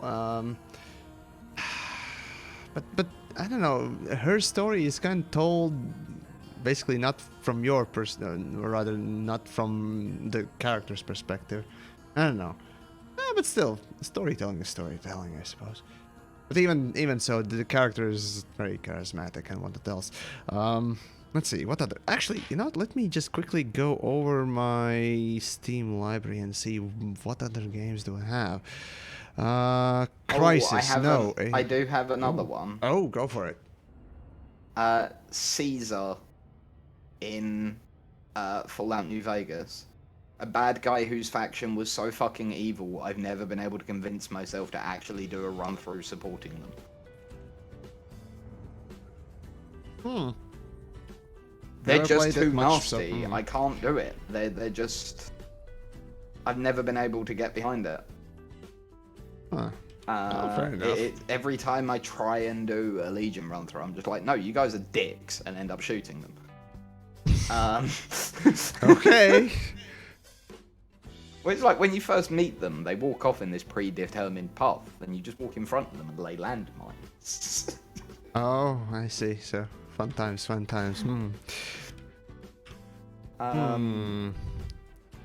mean, Alduin from Skyrim. No, you don't really get the contact with the fucker from Skyrim, so meh.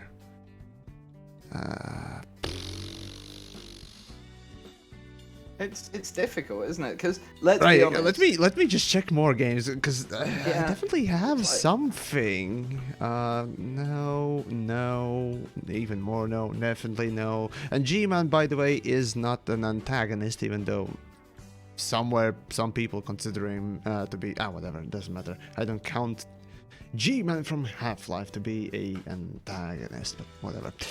Let's see.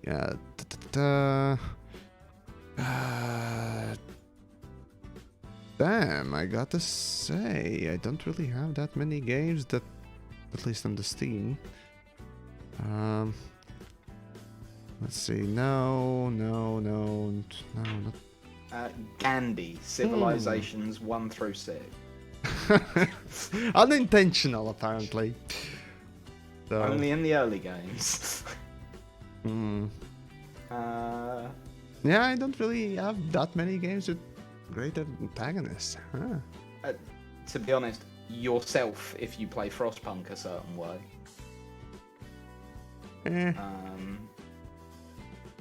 But yeah, no, most games don't have a great central antagonist.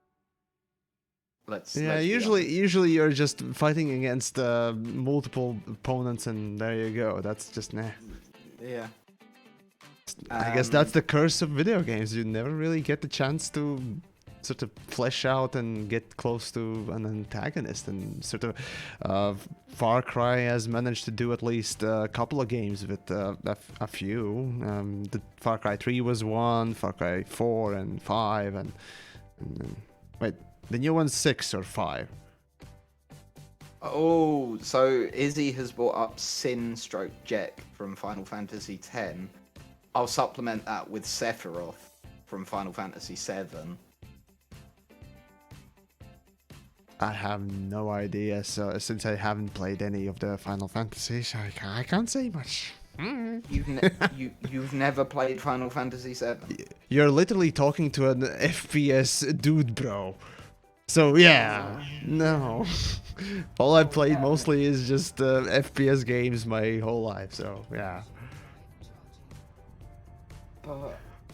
Prototype, Okay. Alex Mercer. Now that one's an interesting one. The game itself wasn't that great, but the antagonist, it was kind of hard to get even in, you know, his shoes and understand him. And that's the thing. So, no, I wouldn't Andrew really. Ryan from BioShock. Yes. Another good one. Yeah, right. That was another one. Or Comstock.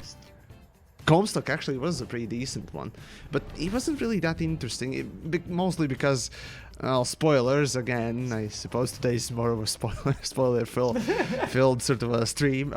Comstock's you, right? So, yeah, you get to know yourself, and so on and so forth, so, I don't know. Not necessarily for being an interesting bad guy for character, but interesting in the way you combated it. You have to bring up Right. Cyber Mantis from Metal Gear Solid 1. Okay. I can read your mind, and you have to change it from controller port 1 to controller port 2 to beat it. Oh, right, I remember, yeah, people talked about that stuff, and yeah. And it would read your memory card and tell you like say things about other things that you had on your memory card and shit. Fucking great. Boom guy from Doom. If you mean the old Dooms, then I have no idea, because I was a Duke Nukem guy. But from the new Doom, I mean, yeah, I'd say from the new Doom, damn it, what was the guy's name? The robot guys, fuck it. That one's actually a pretty decent one, but not that interesting either. Very sort of simple. Lich King, no. I don't know much Came about up WoW, as a troll but suggestion in yeah. my chat earlier. I'm like, no. Even I know that much. World of Warcraft. I bought up. I bought Handsome her up when Jack. we were talking Oh, about- that's a good one, actually. Yes, Borderlands Handsome Jack. And Seth Yes. Swartz has just brought up Irene Engel from Wolfenstein as well. Like from the newer Wolfenstein. Another good example. Yeah, I'd say so. They're very hammy, but quite rememberable. But the point is, there aren't that many of them. Vass isn't hammy. Like, Vass is hammy, but not quite as much as Nazi stuff all over the place, and whatnot else, you know. So to flip this not on its that head, over the top, exactly. What about funniest game you've ever played? Funniest game I've gonna ever open played, this- that definitely would be Postal 2. Saints Row 2. I haven't played any of the Saints Row, so yeah, for me, Postal 2. How have you never played Saints Row? Again, FPS games, the third-person games I avoid like plague. But it's so good. Yes, I've heard so many good things about it, and one of these days I will. It's so fucking funny. It yes. really is. Monkey Island, another wonderful, wonderful shout. South Park: The Stick of Death. Yeah. Oh, that was a decent one, Stick of Truth, yes. sorry. Yeah. But comedy games are even rarer than good antagonists, right? No, comedy games aren't as rare. A parody game. Okay, good is comedy games. Literally. Let me rephrase that. Good comedy games. Depends what you consider as a comedy game, because, you know, something like Kirby can be considered as a comedy. You know, the Mario stuff, comedy as well. Depends on what exactly you consider as such. Stanley Parable? Stanley... the thing is, Stanley Parable, though it is with a humor, it kind of raises some other, topics as well. On top of things, so... can Yeah. be sort of different as well. Yeah, the Discworld, the first Discworld game, the first 2 Discworld games, the point and click ones, were fucking hilarious. The only problem with them was that they were games that literally shipped with a walkthrough guide for the game because they were so difficult. Those games were so ridiculously obtuse. They were like Monkey Island, but just more difficult. They were properly funny though. But I can't remember, like, you have things like the Stanley Parable and whatnot, right? But most games that have come out recently, I can't think of many that have really made me chuckle. The Tropico series tends to make me chuckle. Like, Tropico really does quite often raise a smile. But these days, I find that the things that make me laugh in games is more glitches, broken crap, and so on and so forth. Yeah, and just where you find the sort of edges of games where stupid things happen, right? Basically Skyrim in a nutshell. Yeah, right. Greatest comedy came unintentionally.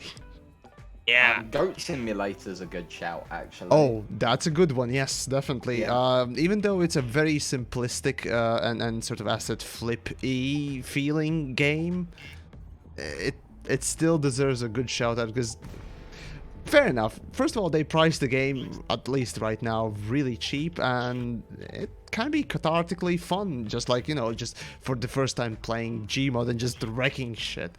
I mean, back in the day when games finally started getting, you know, open worlds and so on and so forth, it was literally all we did. Me, friends, everyone just, you know, essentially went out just to play the game and fuck around. These days, I guess we're more bored of this stuff, but now that's more to do with the fact that there's saturation of it. But still, as a fuck around game, definitely Goat Simulator there. So, hey. Yeah, that's definitely one that should get brought up. Yeah, I think games like Tropico. There's a couple of others that are of similar style where they take the strategy sort of style of things and really just ham it up and make it a bit silly. I do like that sort of thing, especially in Tropico as you're playing like a Caribbean dictator, right? And it is all a bit stupid. But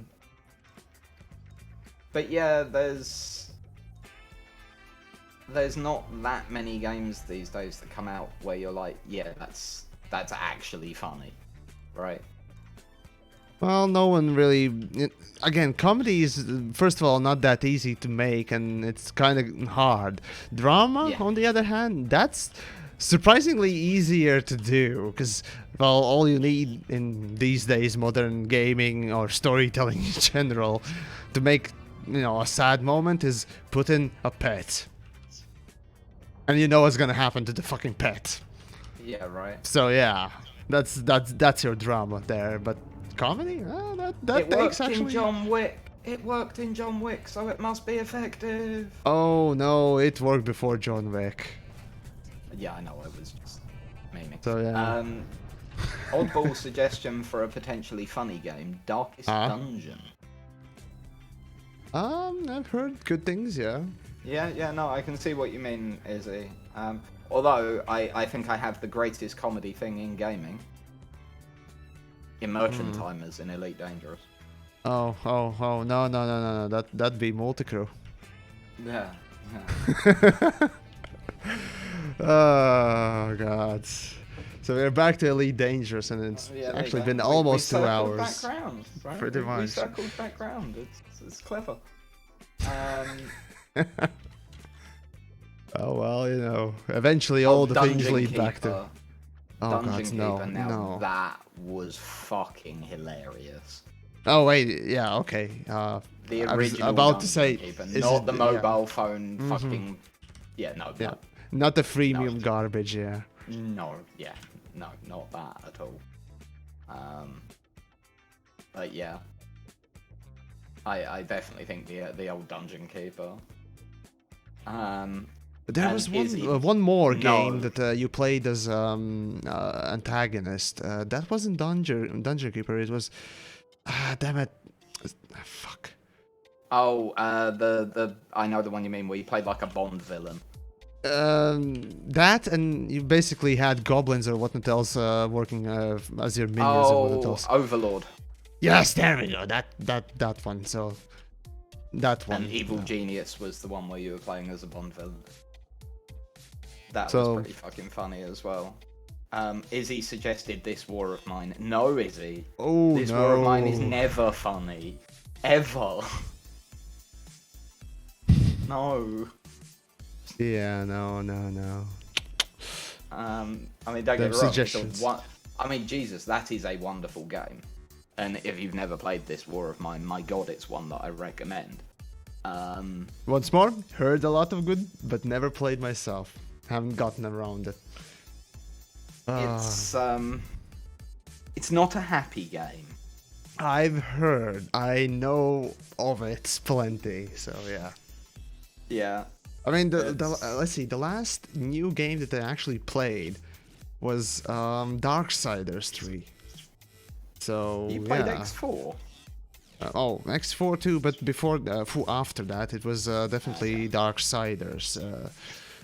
Kind of a fan of the games, or rather the story that unfolds there. I mean, it's very gimmicky and what it tells, but still, voice acting is decent, and it's interesting that they continue story for Darksiders. So I don't know. Nah. One of the things that I've been quite interested in is a game called 1 Hour, 1 Life. Have you heard about that? No, definitely not. It's strange. Really, really strange. And let me go to the store page for it and I'll read you the description. Because it's going to do it better than I ever could.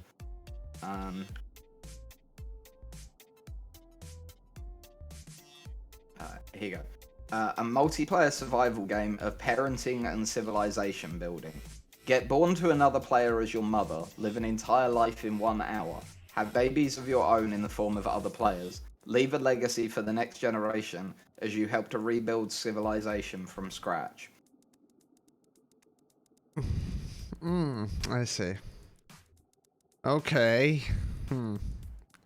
It's really, really Multiplayer weird. dependent. Extremely multiplayer dependent in that case. Very multiplayer dependent.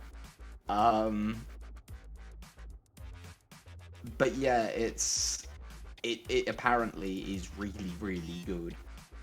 And I have to admit, it's something that I've been quite interested in. Psychonauts was an amazing game. Again, not played that. I was about to say, I get the feeling that's not one of yours. Nope. Again, I'm just literally playing FPS games. Name an FPS game, most likely I've played it. So yeah, if not multiple times. So. And yet you reviewed Stellaris. That came after that period in my life, after playing true. all that stuff. So yeah. You realised that there were games that involved more than point-and-click adventures.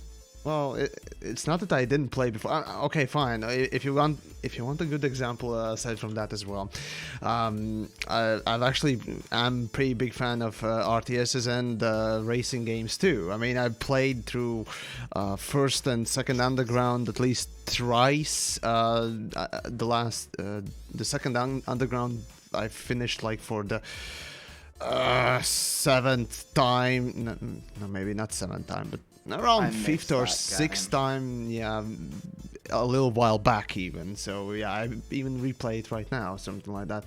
Half-Life, oh, okay, fine. Half-Life is an FPS game, right? Oh, in any case, you get the point. DJTruthsayer does play different games as well, but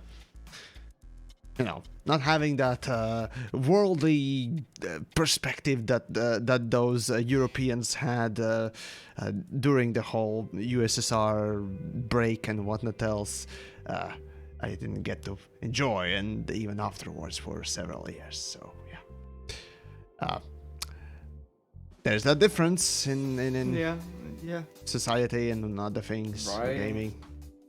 I have to admit, I've never been the biggest FPS fan though. The last time I really got into an FPS, like really got into one, I'm not gonna lie, was like the first time round with Counter-Strike. Which Like, version the first though? Time, no, the first time round when it was a mod. Ah, the mods. No, okay, fair enough, fair enough. Alright. Like, yeah. Well, like, yeah, that was the last time I really got into an FPS. Third person, Red Faction Guerrilla was the last one I really got into. My friend gifted me Red amazing. Faction Armageddon, and it was okay. It was definitely interesting as you could destroy the fucking environment. I really like that idea. Yeah. I've always sort of, again, I come from programmer's perspective, sort of thinking, how could you, how are you even, possibly coding that? How is this trick done? And then I constantly think about these things, especially back in the day when they, opened maps more, gave more graphics, and even added more actions to the FPS model and other things. Essentially, that even to this day, actually, destructible terrain is something that very few games really have, and I mean truly destructible terrain, like literally the ground you're standing on and all that stuff. So. Yeah. That's an interesting sort of thing to think about. So yeah, I don't know. It's also interesting that it seems to be becoming a lot easier using voxel technologies. That seems to allow for deformable terrain a lot more than standard game generation, right? That's what's led to things like Minecraft and all of its ilk, as far as I understand it. Question from my chat for you and I. And also for both chats, if you could revive a game series that's dead and buried, what game series would you revive, and why? Here we go, Battle for Middle-earth. For me... That's an interesting question. Okay, for me, definitely Half-Life. I mean, technically it's not dead, but come on. Right? The thing see what is, you mean, yeah, getting Half-Life 3, you mean, essentially. Not only Half-Life 3, but just simply Half-Life, because Valve was one of the companies at the time that pushed essentially the engine and smart programming, not just whatever Frontier considers as quote-unquote smart programming. That's the thing. In my mind, of course, Valve wasn't the greatest in many cases, but they were definitely great at a few cases where they showcased, their capability of actually... Actually, now that I think of it, if I really want an engine development, I probably should revive something from id.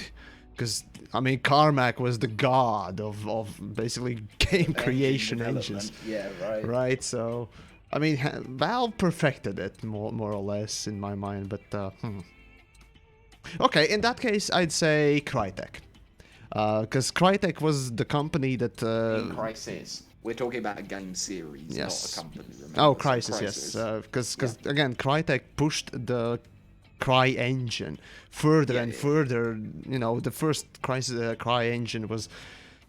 oh wait, no, not the first, but the second one for the Crysis 1. That one was fucking amazing. It was groundbreaking absolutely for multiple years. Even to this day, you joke and you say, can your PC run Crysis? And not whatever Crysis is now. Yeah, right. The first Crysis, right? So that's how fucking amazing it was, and I definitely want that sort of pioneers that keep pushing the boundaries and actually delivering something that, basically shows what can be done with today's modern technology and just general coding and overall. So yeah. So I don't know if this counts. That's me. For me, I don't know if this counts because it wasn't a series. So I'm going to leave this up to Izzy because he asked as arbitrator. But Spore. Oh god, okay, interesting. Why? Because I think a modern attempt at a game like Spore could be a lot deeper and a lot more interesting than... Spore, at its core, had an incredible idea. Yeah? It really did. Okay, fair enough. I suppose to an extent. I would love to see Will Wright have another crack at that. Also, he's a hero of mine. Will Wright is just one of those developers where you look at his backlog of work and you're just like, wow. Dude did so many amazing things, right? Yeah, I'd love to see a modern take on sport. I adored the ideas behind that game, if not the execution. And I'd love to see like a modern take on it. That would be a good fit for someone like Paradox, as an example.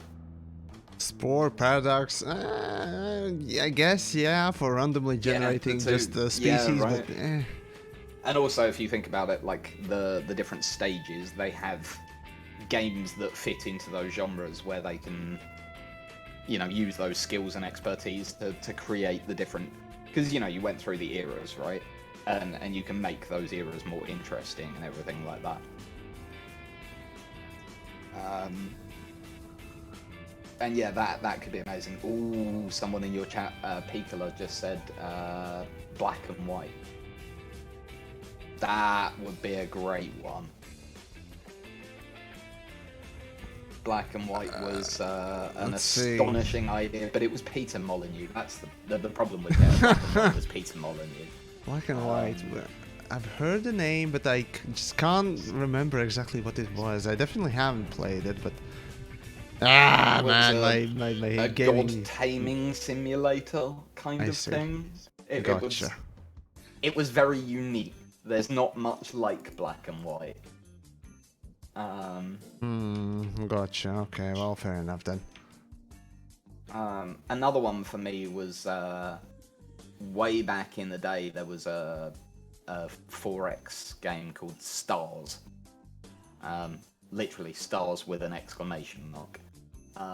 And that game, for its time, was so ridiculously deep.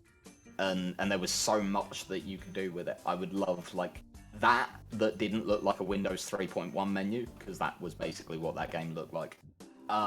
Which is kind of Stellaris, but it's... Imagine Stellaris, but put on crack and made as ridiculously complicated as something like Factorio with mods. That might give you an idea of what Stars was like. I really like games like that. They're very much, you know, Civilization and Stellaris and Galactic Civ, Galciv, and stuff like that. That's my bread and butter.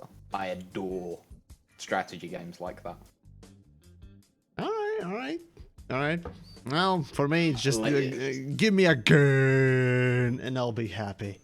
Just shooty bang bangs. You and I come from very different backgrounds. Like where you were playing FPSs, I was sitting there nerding out on Football Manager, discovering the next great 16-year-old Hungarian wonder kid. Well, I wish I was joking. But yeah, I have in the Football Manager series, I've got something like 5,000 or 6,000 hours of gameplay all told. It's stupid. But I've been playing it in my defense for well over half of my life now, so. Right. Yeah, I can definitely say the same thing about Half-Life and Need for Speed on my end. So yeah, right. Me. There's those games you just always go back to. And with Football Manager, it's a yearly because Football Manager's a yearly release. It's like they're just cashing in. They're just cashing in. I agree with you entirely.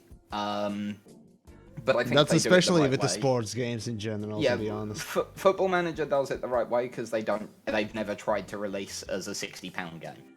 Yeah. They release at 30 quid and they give you a discount if you've got the previous year's version. Well, again, we can discuss that, I guess, forever at this point. I would actually like I'd actually like to know. We've still got 5 minutes, haven't we? We're not in any rush. I suppose we can go for some. Okay, so you have somewhat of a background in coding, so I'd like to know your opinion on this. The thing that I find most fascinating about Football Manager, from a non-gameplay, non-football point of view. We're not going to talk about football or gameplay at all here. Oh my. Is that the way that it's coded in the background is modular. And basically, at one point, they did a total rewrite between one year's version and the next. Yeah, they scrapped everything from the previous year's version and started at the beginning. Unsurprisingly, it was massively delayed and full of bugs, because a year isn't long enough to rewrite a game like that. And so what they then did... Yes. Yeah, so what they then did is they created a system that allowed them to build the game out in modules. And so their new development model is that they'll go into, when they start development of the next year's version, they'll go into the previous year's version, and the bits that they're updating, they will take those modules out and replace them with the new module, or bolt new modules on if they need to, yeah? And I've spoken to quite a few devs about this, and it seems to be the way more and more companies are going, but not everyone's doing it, and I don't get why not, because it seems like the most logical thing I've ever heard. That just makes sense, right? It's less cumbersome thing, sure, if you want to release yearly, but frankly, I much rather prefer a game with, new things and unique ideas. What about if you're up? What about for Elite? Let's use Elite as our example here. Okay. Wouldn't it make so much sense for Elite to be coded like that? If they released yearly new Elite Dangerous... it's not... They do, though. They're releasing constantly. That's what I'm talking about. That's a continuation of the game, not a new game. Yeah, but even if you're doing it like that, wouldn't a modular development model that let you just hoik out the bit that you're updating and replace it with the new version be more sensible than having a single overall code base? Which seems to be how Elite works. It would definitely work for a little while. It usually does with games and so on and so forth. The problem is that with new technology, with new approaches on both rendering and development and so on and so forth, the old things actually basically become more sluggish and so on and so forth, the more newer things you want to bolt on. Actually, a great example of such failure is Fallout. So, yeah. What, you mean Fallout 76? Yes. Fallout 4 as well. Is that not, and it's funny that they said that we as Elite players would understand Fallout 76 better. Right? How funny. Yes, we understand problems with peer-to-peer, and we could have told you were going to have all of these issues. What a surprise. Looking at the Bethesda server, or not the server, but the it's been so engine. Bad. The engine itself already was prehistoric when Skyrim came out.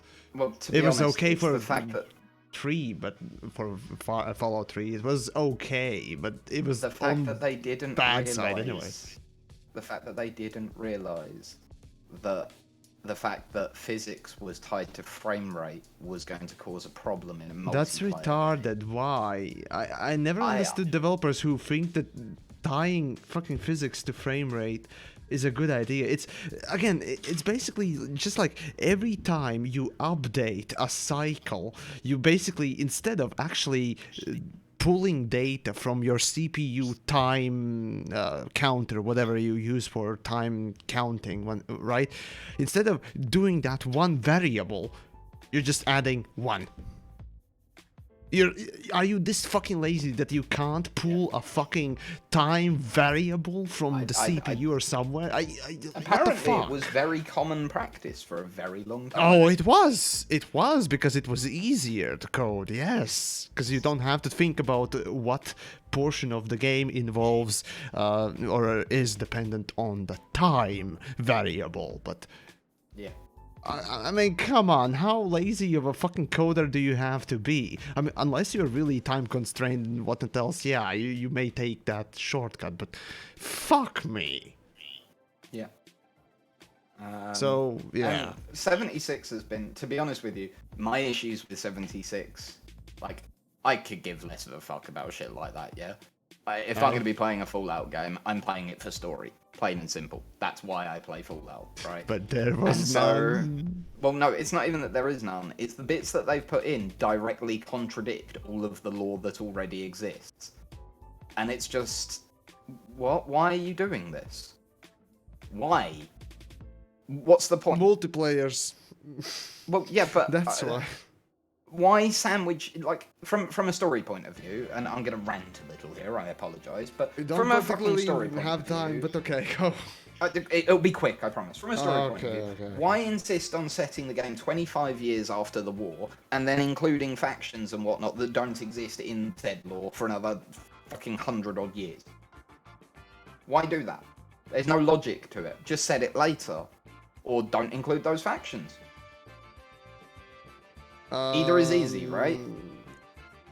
Again, lazy or idiotic story writing. Somebody who perhaps doesn't know the story.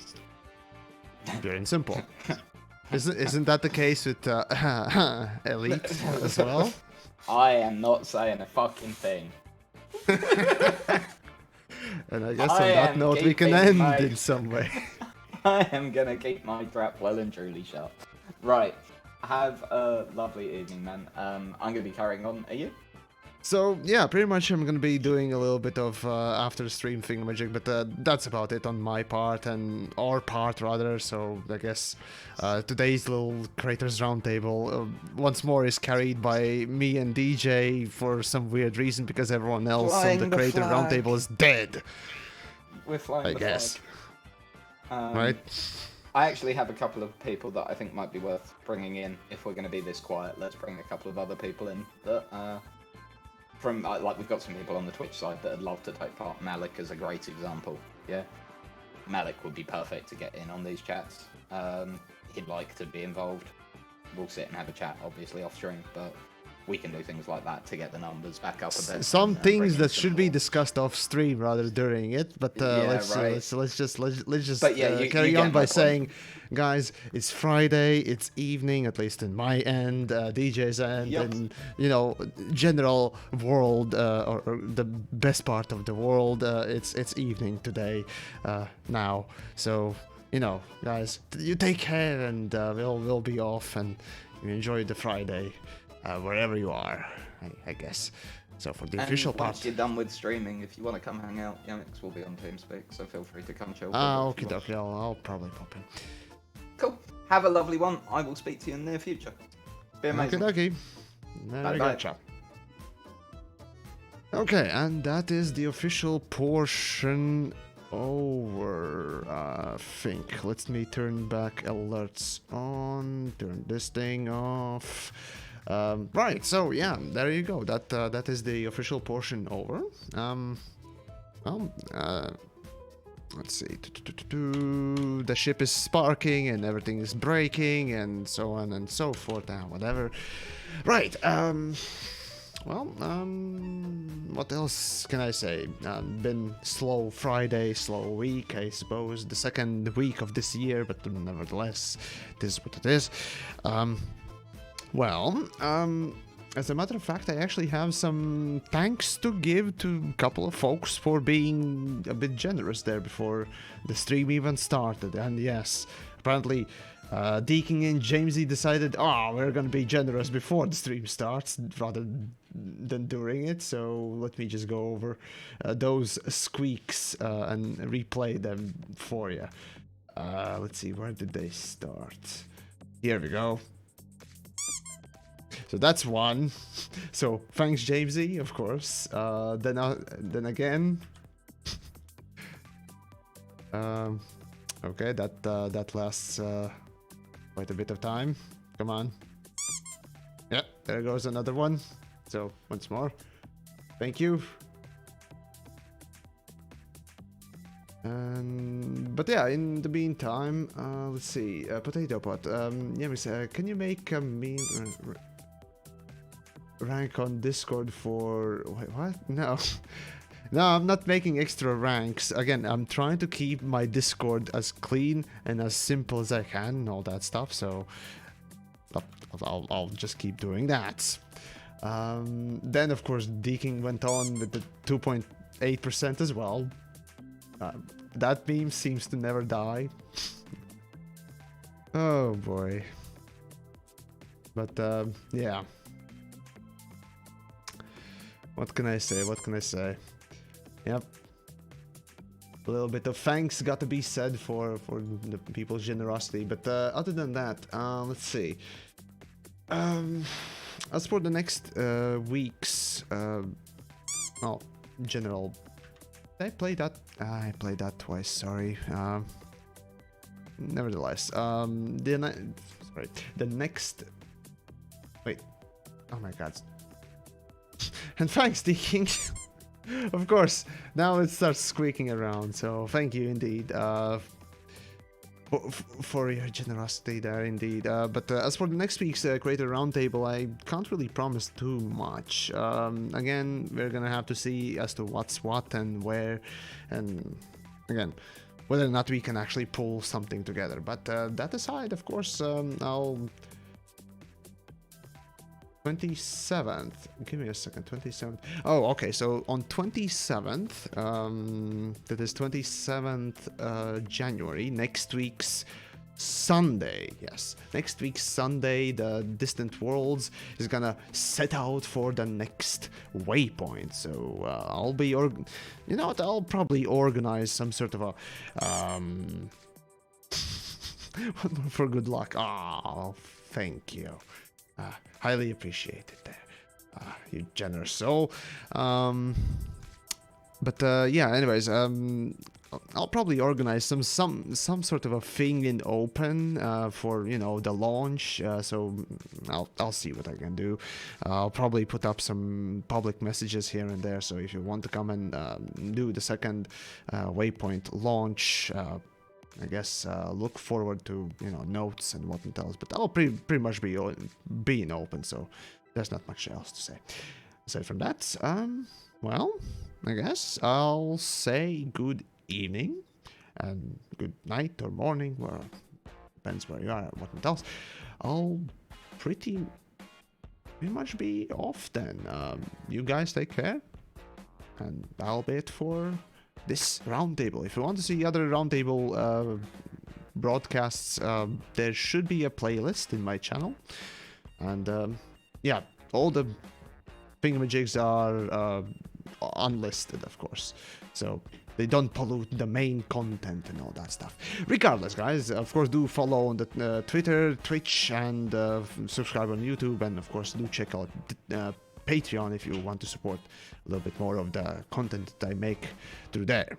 And of course, join Discord. That's aside. Enjoy the evening, and I'll be off.